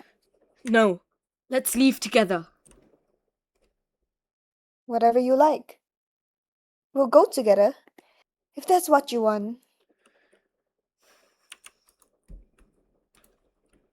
What are you doing? I heard a nice phrase this morning. The forest of maidenhood. Might come in handy. So, are we off then? More railway carriages, stations, buffets, lamb chops, conversations. I have the honor to announce, and I'm sorry to say the horses are ready. Time to leave for the station, dear lady. The train's due at 2:05. Would you do me a favor, Irina Nikolaevna? Could you remember to find out what's happened to the actor Suzdal Stev? What's he doing? Is he alive? Is he well? Once upon a time, we used to go out drinking together. What he did in the mail robbery, no one could touch him. I remember Ismailov, another amazing character, always acted in tragedies. Was working with him at the time in Elisavetgrad. No rush, dear lady, you've got a good 5 minutes. They once played co-conspirators in some melodrama. And when they were surrounded, Ismailov was supposed to say, "We're copped, it's a trap." But instead he said, "We're topped, it's a crap." It's a crap.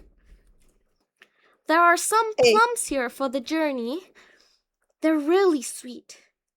You might be glad of them.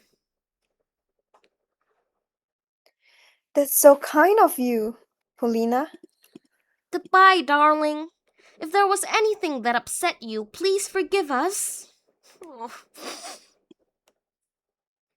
Everything was wonderful. It was all wonderful. You mustn't cry. Time passes so quickly.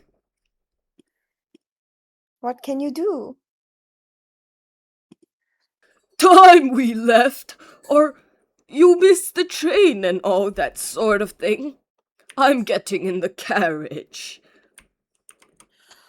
I'll walk over to the station and see you off. I better get a move on. Goodbye, my dears. If we're alive and well, we'll all see each other again next summer. Don't forget me. The odd letter would be really welcome. Goodbye, Boris Alexeyevich. Where's Konstantin? Would you tell him I'm leaving? I must say goodbye to him. Well, think of us kindly.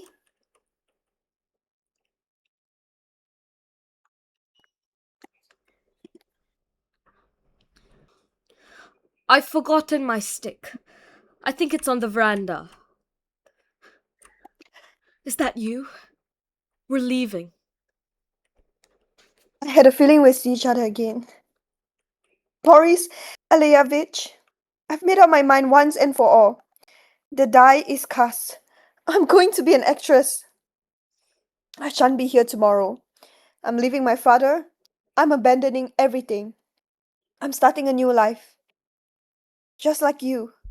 I'm going to Moscow. We'll see each other there. Stay at the Slaviansky Bazaar. Let me know as soon as you arrive. Krokolsky House, Molchanovka Street. I must hurry.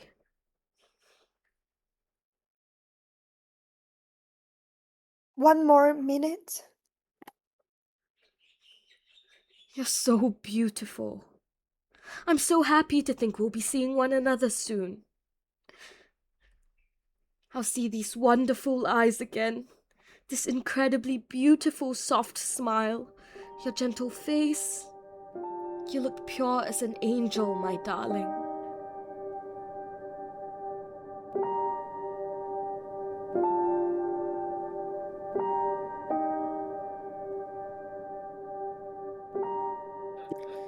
Konstantin Gavrilovich! Konstantin Gavrilovich! There's no one here. The old man keeps asking over and over again, "Where's Kostya? Where's Kostya?" He can't live without him. He's frightened of being on his own. Terrible weather. 2 days of it. There are waves on the lake. Huge, great waves. It's so dark in the garden.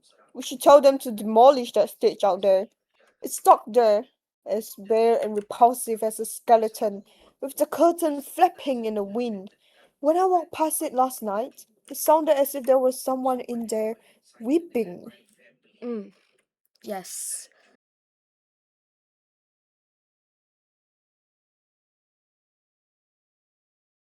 Let's go home, Masha. I'm staying here tonight. Masha, please, let's go. Our baby will be hungry. Nonsense! Matriona will feed him. It's not right.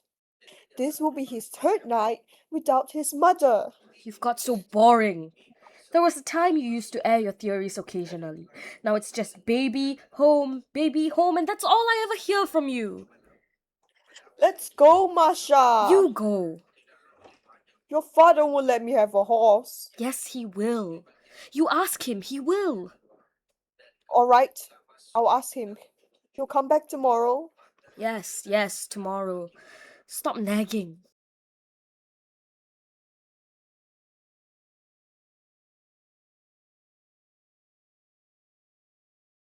What's this about, Mother? Pyotr Nikolaevich wanted a bed made up in Kostya's room. I'll do it. Old people are like children.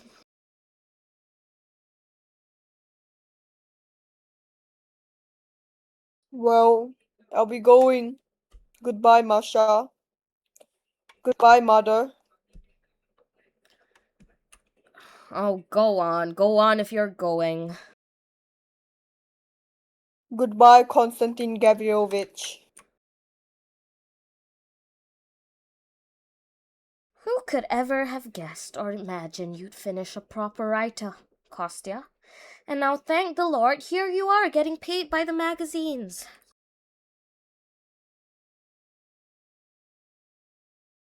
And you've turned out quite handsome, dear Kostya.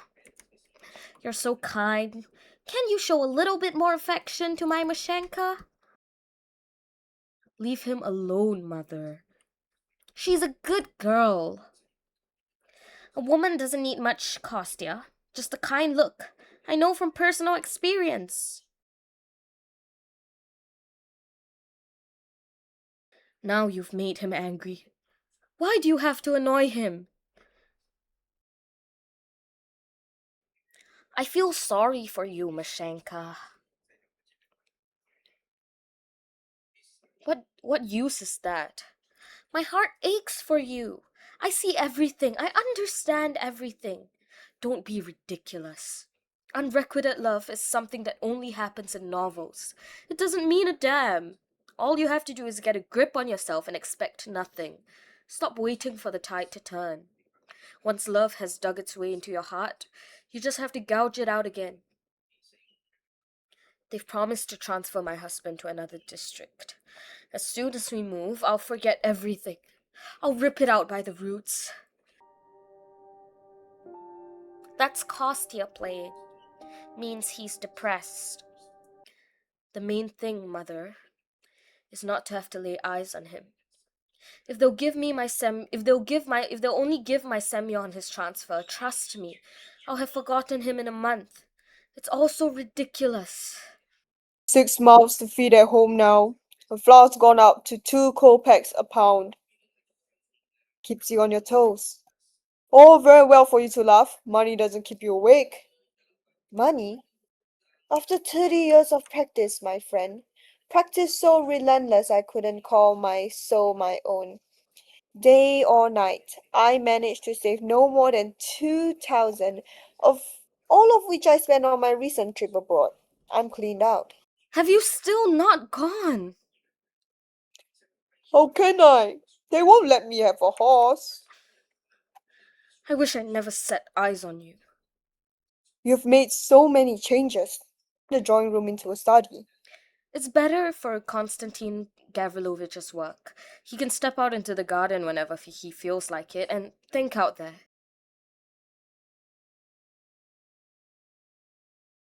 Where's my sister?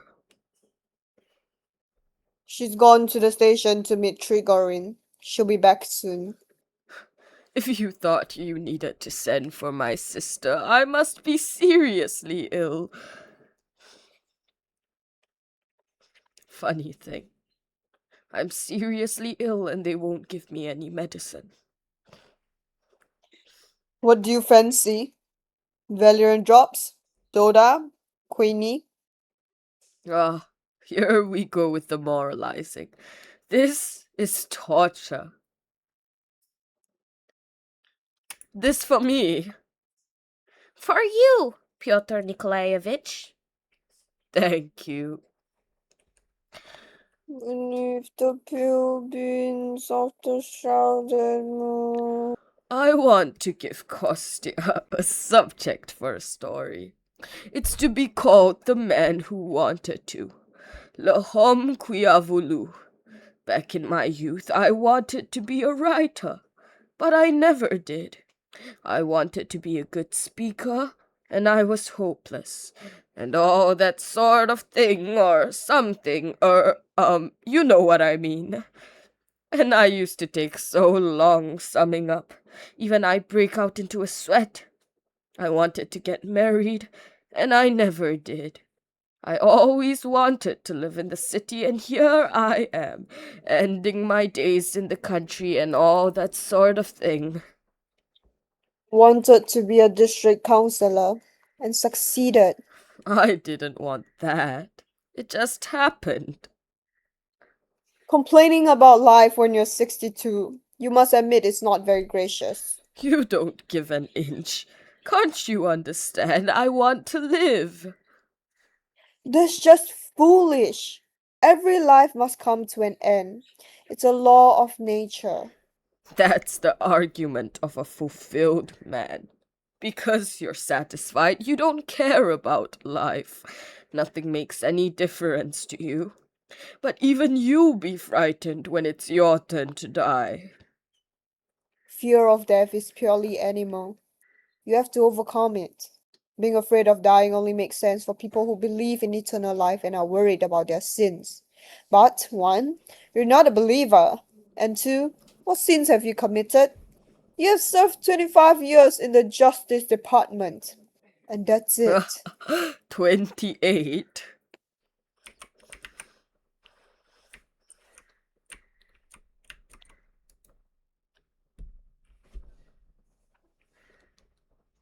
We're keeping Konstantin Gavrilovich from his work. No, that's all right.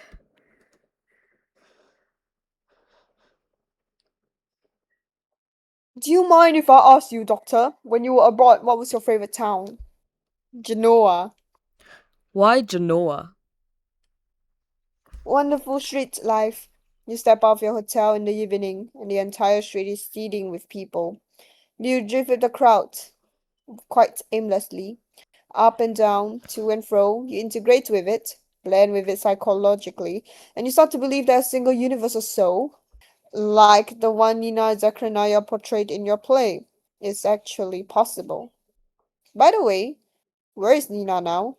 Where is she and how is she? Well, as far as I know, I heard she was leading a rather peculiar sort of life. How did that come about? it's a long story, Doctor. Give us the short version. She ran away from home and went to live with Trigorin. You know that much? I do. She had a baby. The baby died.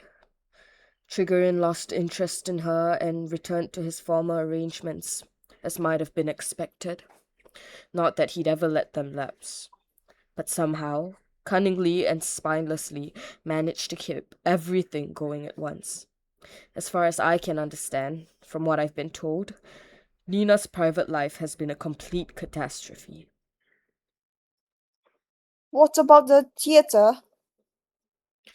Even worse, apparently. She made her debut at some holiday resort outside Moscow, then left on a provincial tour. Throughout that period, I never lost sight of her, and for a while I followed her wherever she went. She always took leading roles, but she played them crudely, tastelessly, shouting her head off and waving her arms around. Occasionally, you could see some talent behind the shouting or in the way she died, but only very occasionally. So does she have some talent? Hard to tell. I'd say so. I saw her, but she wouldn't see me. The servants wouldn't let me into her hotel room. I understood the way she felt. I didn't insist on seeing her. What else can I tell you? Later, after I came back home, I started getting letters from her. Warm, intelligent, interesting letters.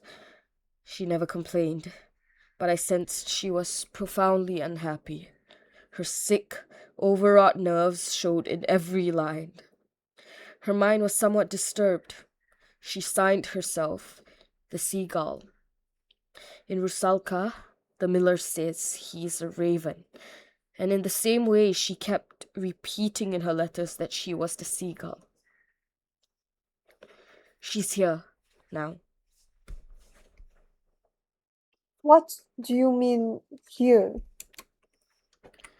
In town, staying at the inn. She's been there about 5 days. I was going to go and see her. Masha has been. Haven't you? But she won't see anyone. Semyon Semyonovich assures us he saw her out in the fields last night after dinner, just over a mile from there. That's right. I did see her. She's walking away from here, back towards the town. About to and asked her why she hadn't come. About to and asked her why she hadn't been to see us. She said she come. She won't come. Her father and stepmother have disowned her. They've put watchmen everywhere, so she can't even get near the house.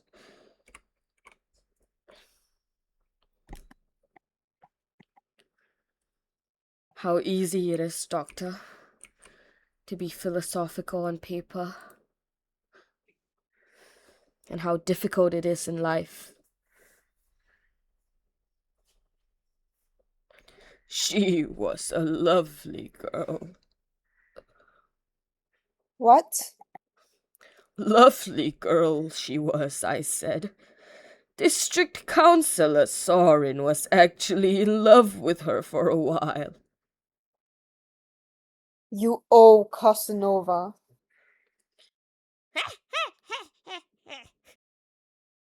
Sounds as if they're back from the station. Yes, I can hear Mother. We're all getting old and battered by the elements, but you're still young, dear lady. Your light blouse, your liveliness, your grace. You're just trying to jinx me, you boring man. Hello, Pyotr Nikolaevich. Not ill again, are you? That's not very good. Maria Ilyinichna! You recognize me. You married? Ages ago. Happy?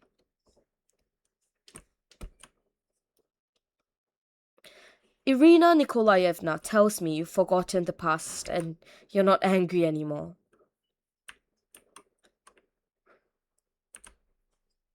Boris Aleyevich has brought the magazine with your new story. Thanks.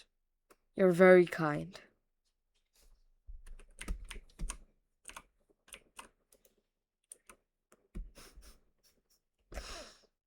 Greetings from all your admirers.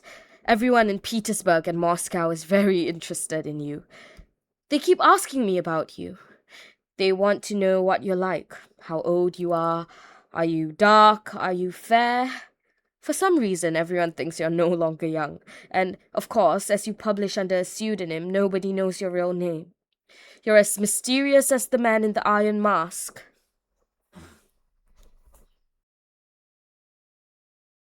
Are you staying long? No, I think I may go to Moscow tomorrow if I have to.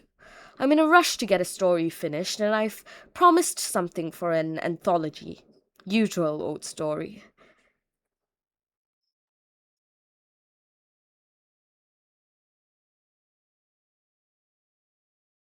Weather's not very welcoming. The wind is vicious. If it dies down tomorrow morning, I'll take myself down to the lake for a sport of fishing. Which reminds me, I must have a look at the garden and that place, you remember, where your play was performed. I've got a new idea for a story. I just need to have a look at the setting, refresh my memory. Father, let my husband have a horse. He needs to get home. Have a horse? Needs to get home? See for yourself. They've just been to the station and back. They can't be sent out again. There must be other horses. Trying to reason with you.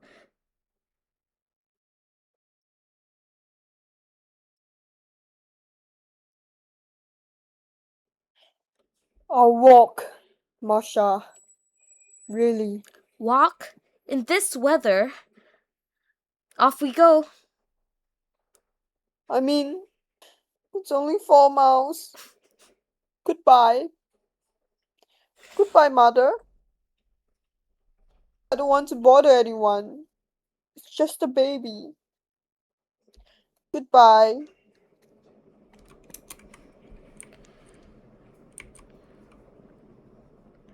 He's all right to walk. He's not a general. Off we go. Don't let's waste time. They'll be calling us to supper in a minute. When the long autumn evenings draw in, we always play Lotto. Have a look! It's the same old Lotto set we had when our mother used to play with us when we were children.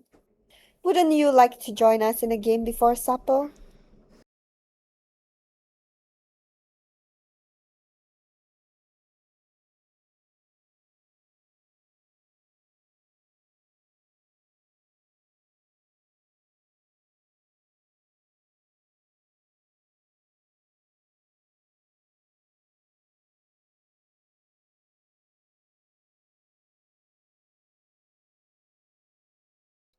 It's a boring game, but it's not so bad once you get used to it.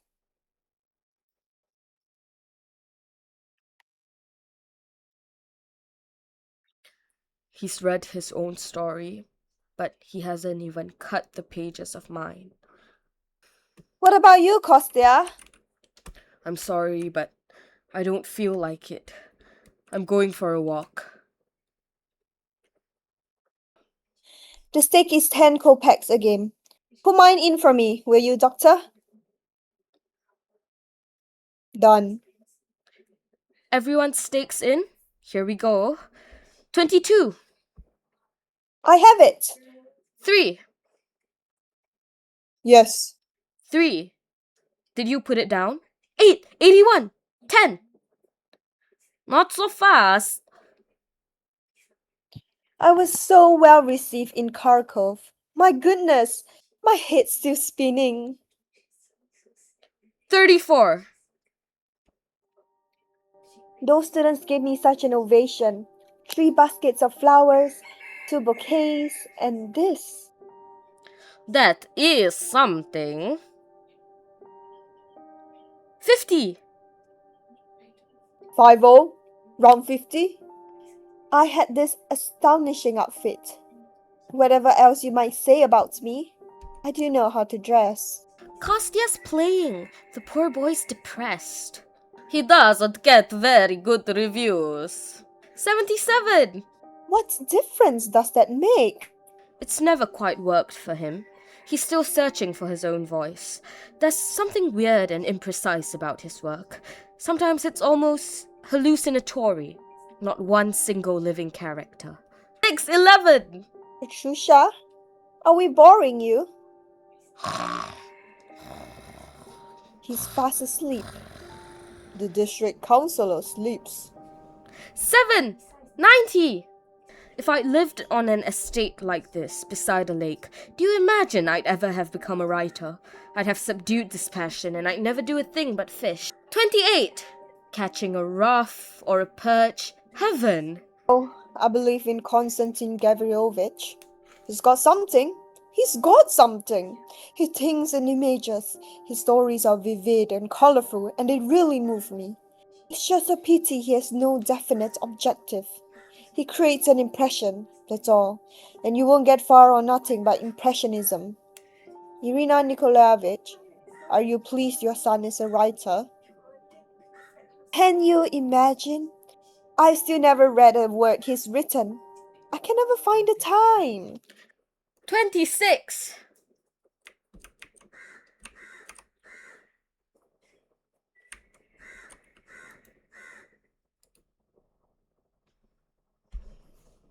By the way, Boris Alexeyevich, we still have that thing of yours.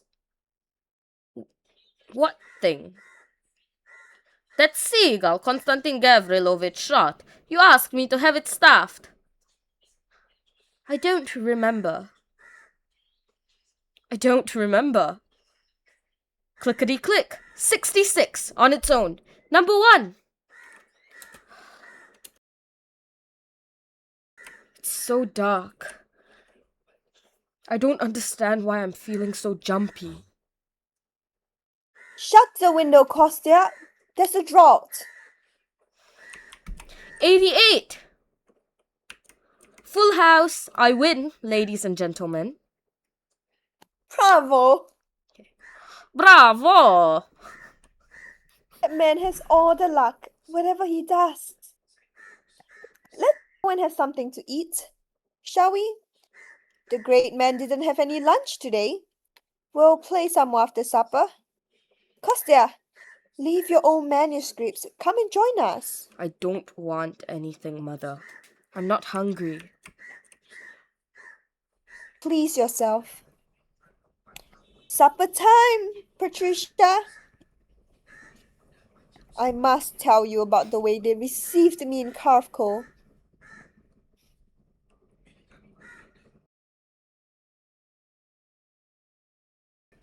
I've said so much about new forms, but now I feel as if, gradually, I'm turning conventional myself.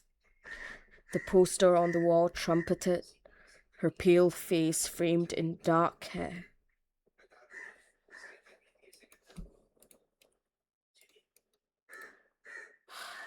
Trumpeted.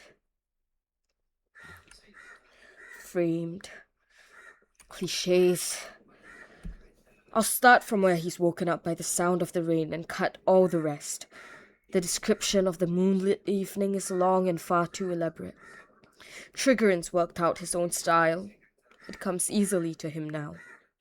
He gives you the neck of a broken bottle glittering by the wear and the dark shadow of the mill wheel, and there's your ready-made moonlit night, whereas I have the trembling light, the shimmering silence of the stars and the faraway strains of the grand piano, dying away in the still, sweet-smelling air. Excruciating. Yes, I'm more and more convinced it's not to do with old forms or new forms. It's what someone writes, not even thinking about form, but writing what flows freely from his heart. What's that? Can't see a thing.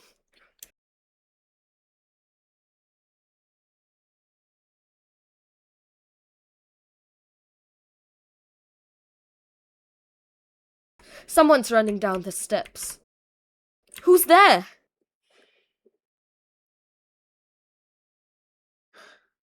Nina! Nina!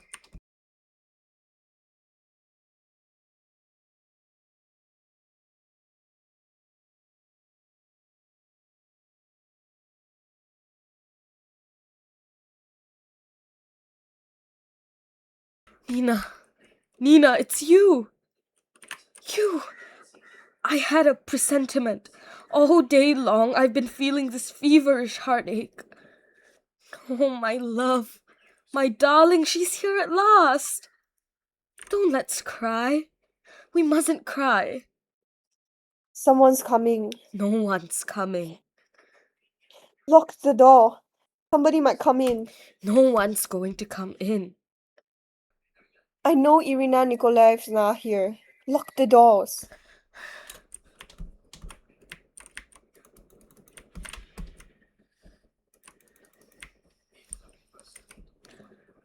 There's no lock on this door. I'll put a chair in front of it.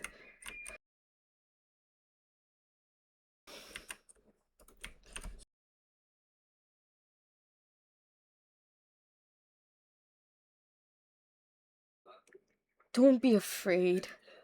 No one's going to come in.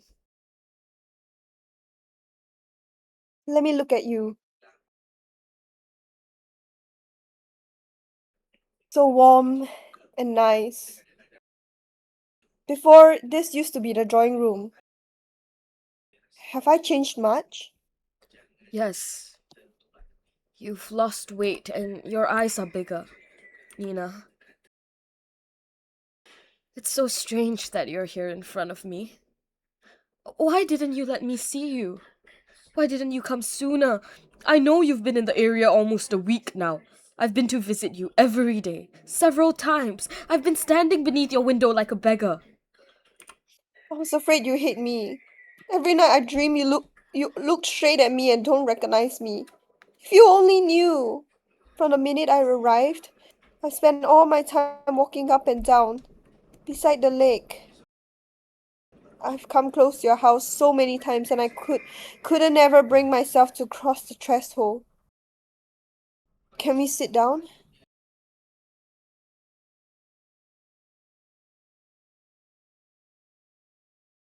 Let's sit and talk for a while. Just talk. It's so nice here, warm and comfortable. Can you hear the wind? There's a line in Chaganov. On a night like this, happy the man with a roof over his head and a warm corner to rest in. I'm the seagull. No, that's not right. What was I saying? Oh, yes, Turganov. May God help every homeless wanderer. It doesn't matter. Nina, you mustn't. You mustn't. Nina! It's nothing. It's nothing. It's good for me. It's been 2 years since I've been able to cry. I went into the garden last night to see if our stage was still in one piece. And it is. It's still standing. I cried for the first time in 2 years. And it did me good. It eased my spirit. See? I've stopped crying. Oh, you're a writer. Now. You're a writer and I'm an actress. You and I were both caught in a whirlpool. I used to be as joyful as a child. Every morning I wake up singing, I loved you and dream of fame. And now, first thing tomorrow, I'm traveling third class to Yelets with the peasants. And in Yelets, the culture-loving tradesmen will harass me with their attentions. Life is ugly. Why Yelets? I've signed up for the winter season. It's time to go. Nina, I cursed you. I hated you. I tore up all your letters and your photographs. But I never stopped knowing that my soul was tied to yours through all eternity. I don't have the strength to stop loving you, Nina. Ever since I lost you and my work started to be published, my life has been unbearable. I'm in torment. In some way, my youth has been torn away from me. And I feel as if I've already been alive on this earth for 90 years. I call to you. I kiss the ground you walk on. Everywhere I look, I see your face, your tender smile, which lit up the best years of my life. Why is he saying all this? Why is he saying all this? I'm so lonely. There's no warmth or affection in my life. I'm as cold as if I lived in a dungeon, and everything I write is dry, flat, and dreary. Stay here, Nina, please. I'm begging you, or let me come away with you. Nina, why? For God's sake. Nina! The horses are waiting by the garden gate. Don't see me off. I'd rather go off on my own. Can I have some water?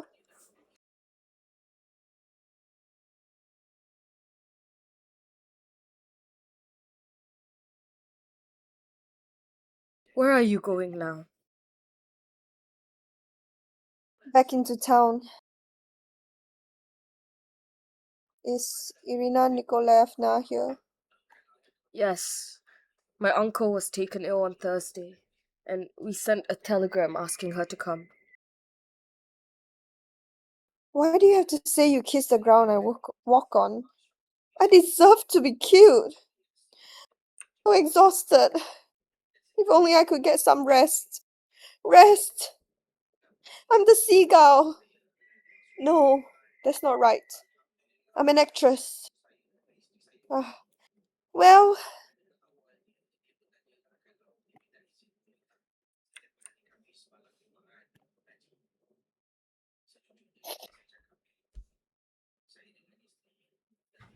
so he's here as well. Well, it doesn't matter. Yes, he never believed in the theatre. He laughed at my dreams, and gradually I stopped believing as well and lost heart. And then there were the stresses of love and jealousy and the constant anxieties about my little boy. I became petty and trivial. I started acting badly. I couldn't work out what to do with my arms. I forgot how to stand on stage. I lost control of my voice. You have no idea what it's like to know you're acting appallingly. I'm the seagull. No, that's not right. Do you remember shooting a seagull?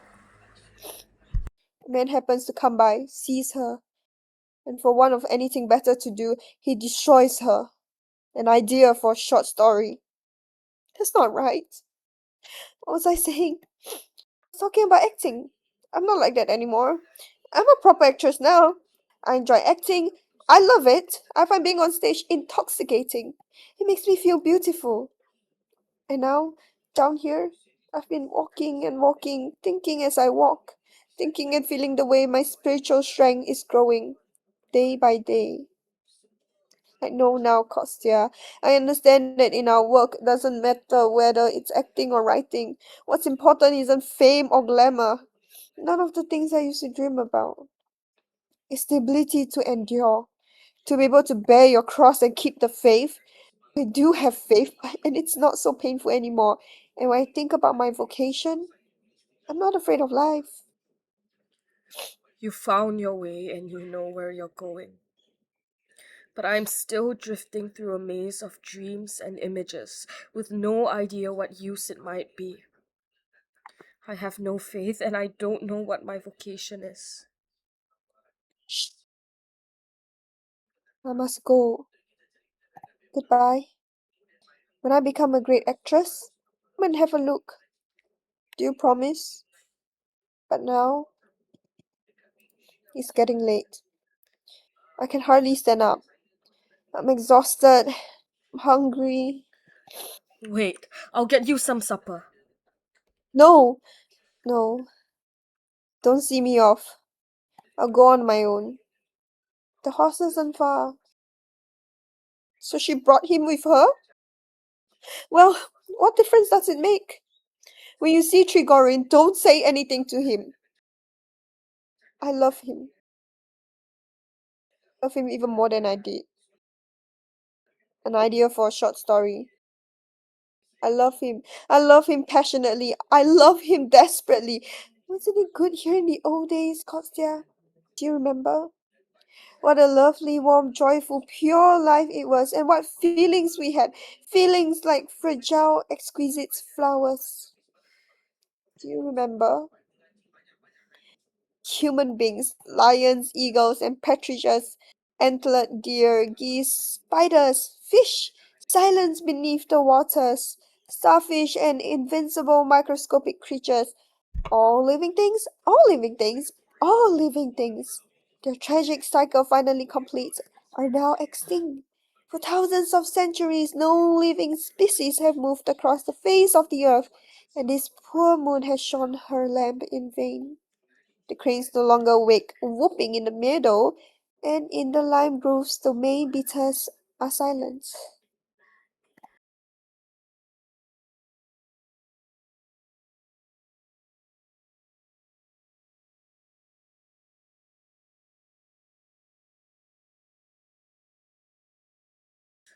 I hope no one runs into her in the garden and tells Mother.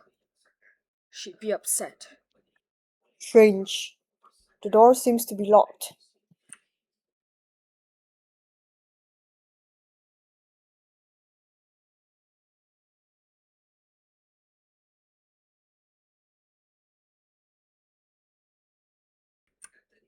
Obstacle course.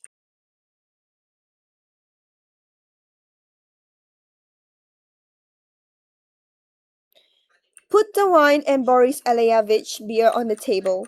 We'll play as we drink. Sit down, everyone. And let's have the tea as well. Here's what I was talking about just now. This is what you ordered. I don't remember that. I don't remember.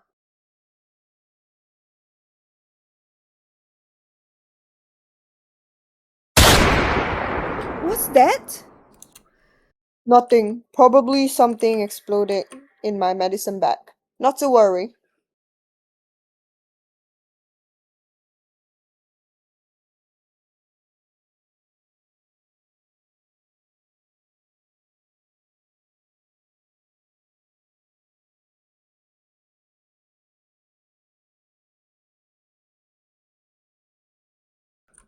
As I said, a bottle of ether burst. Here I am at your feet. Oh, that gave me a fright. It reminded me of, for a moment, everything went black.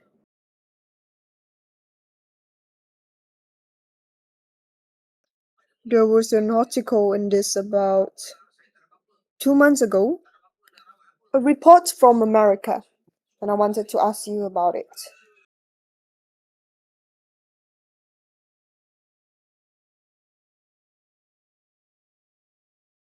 Because I've always been fascinated as to why. Get Irina Nikolaevna out of here any way you like. The fact is, Konstantin Gavrilovich has shot himself.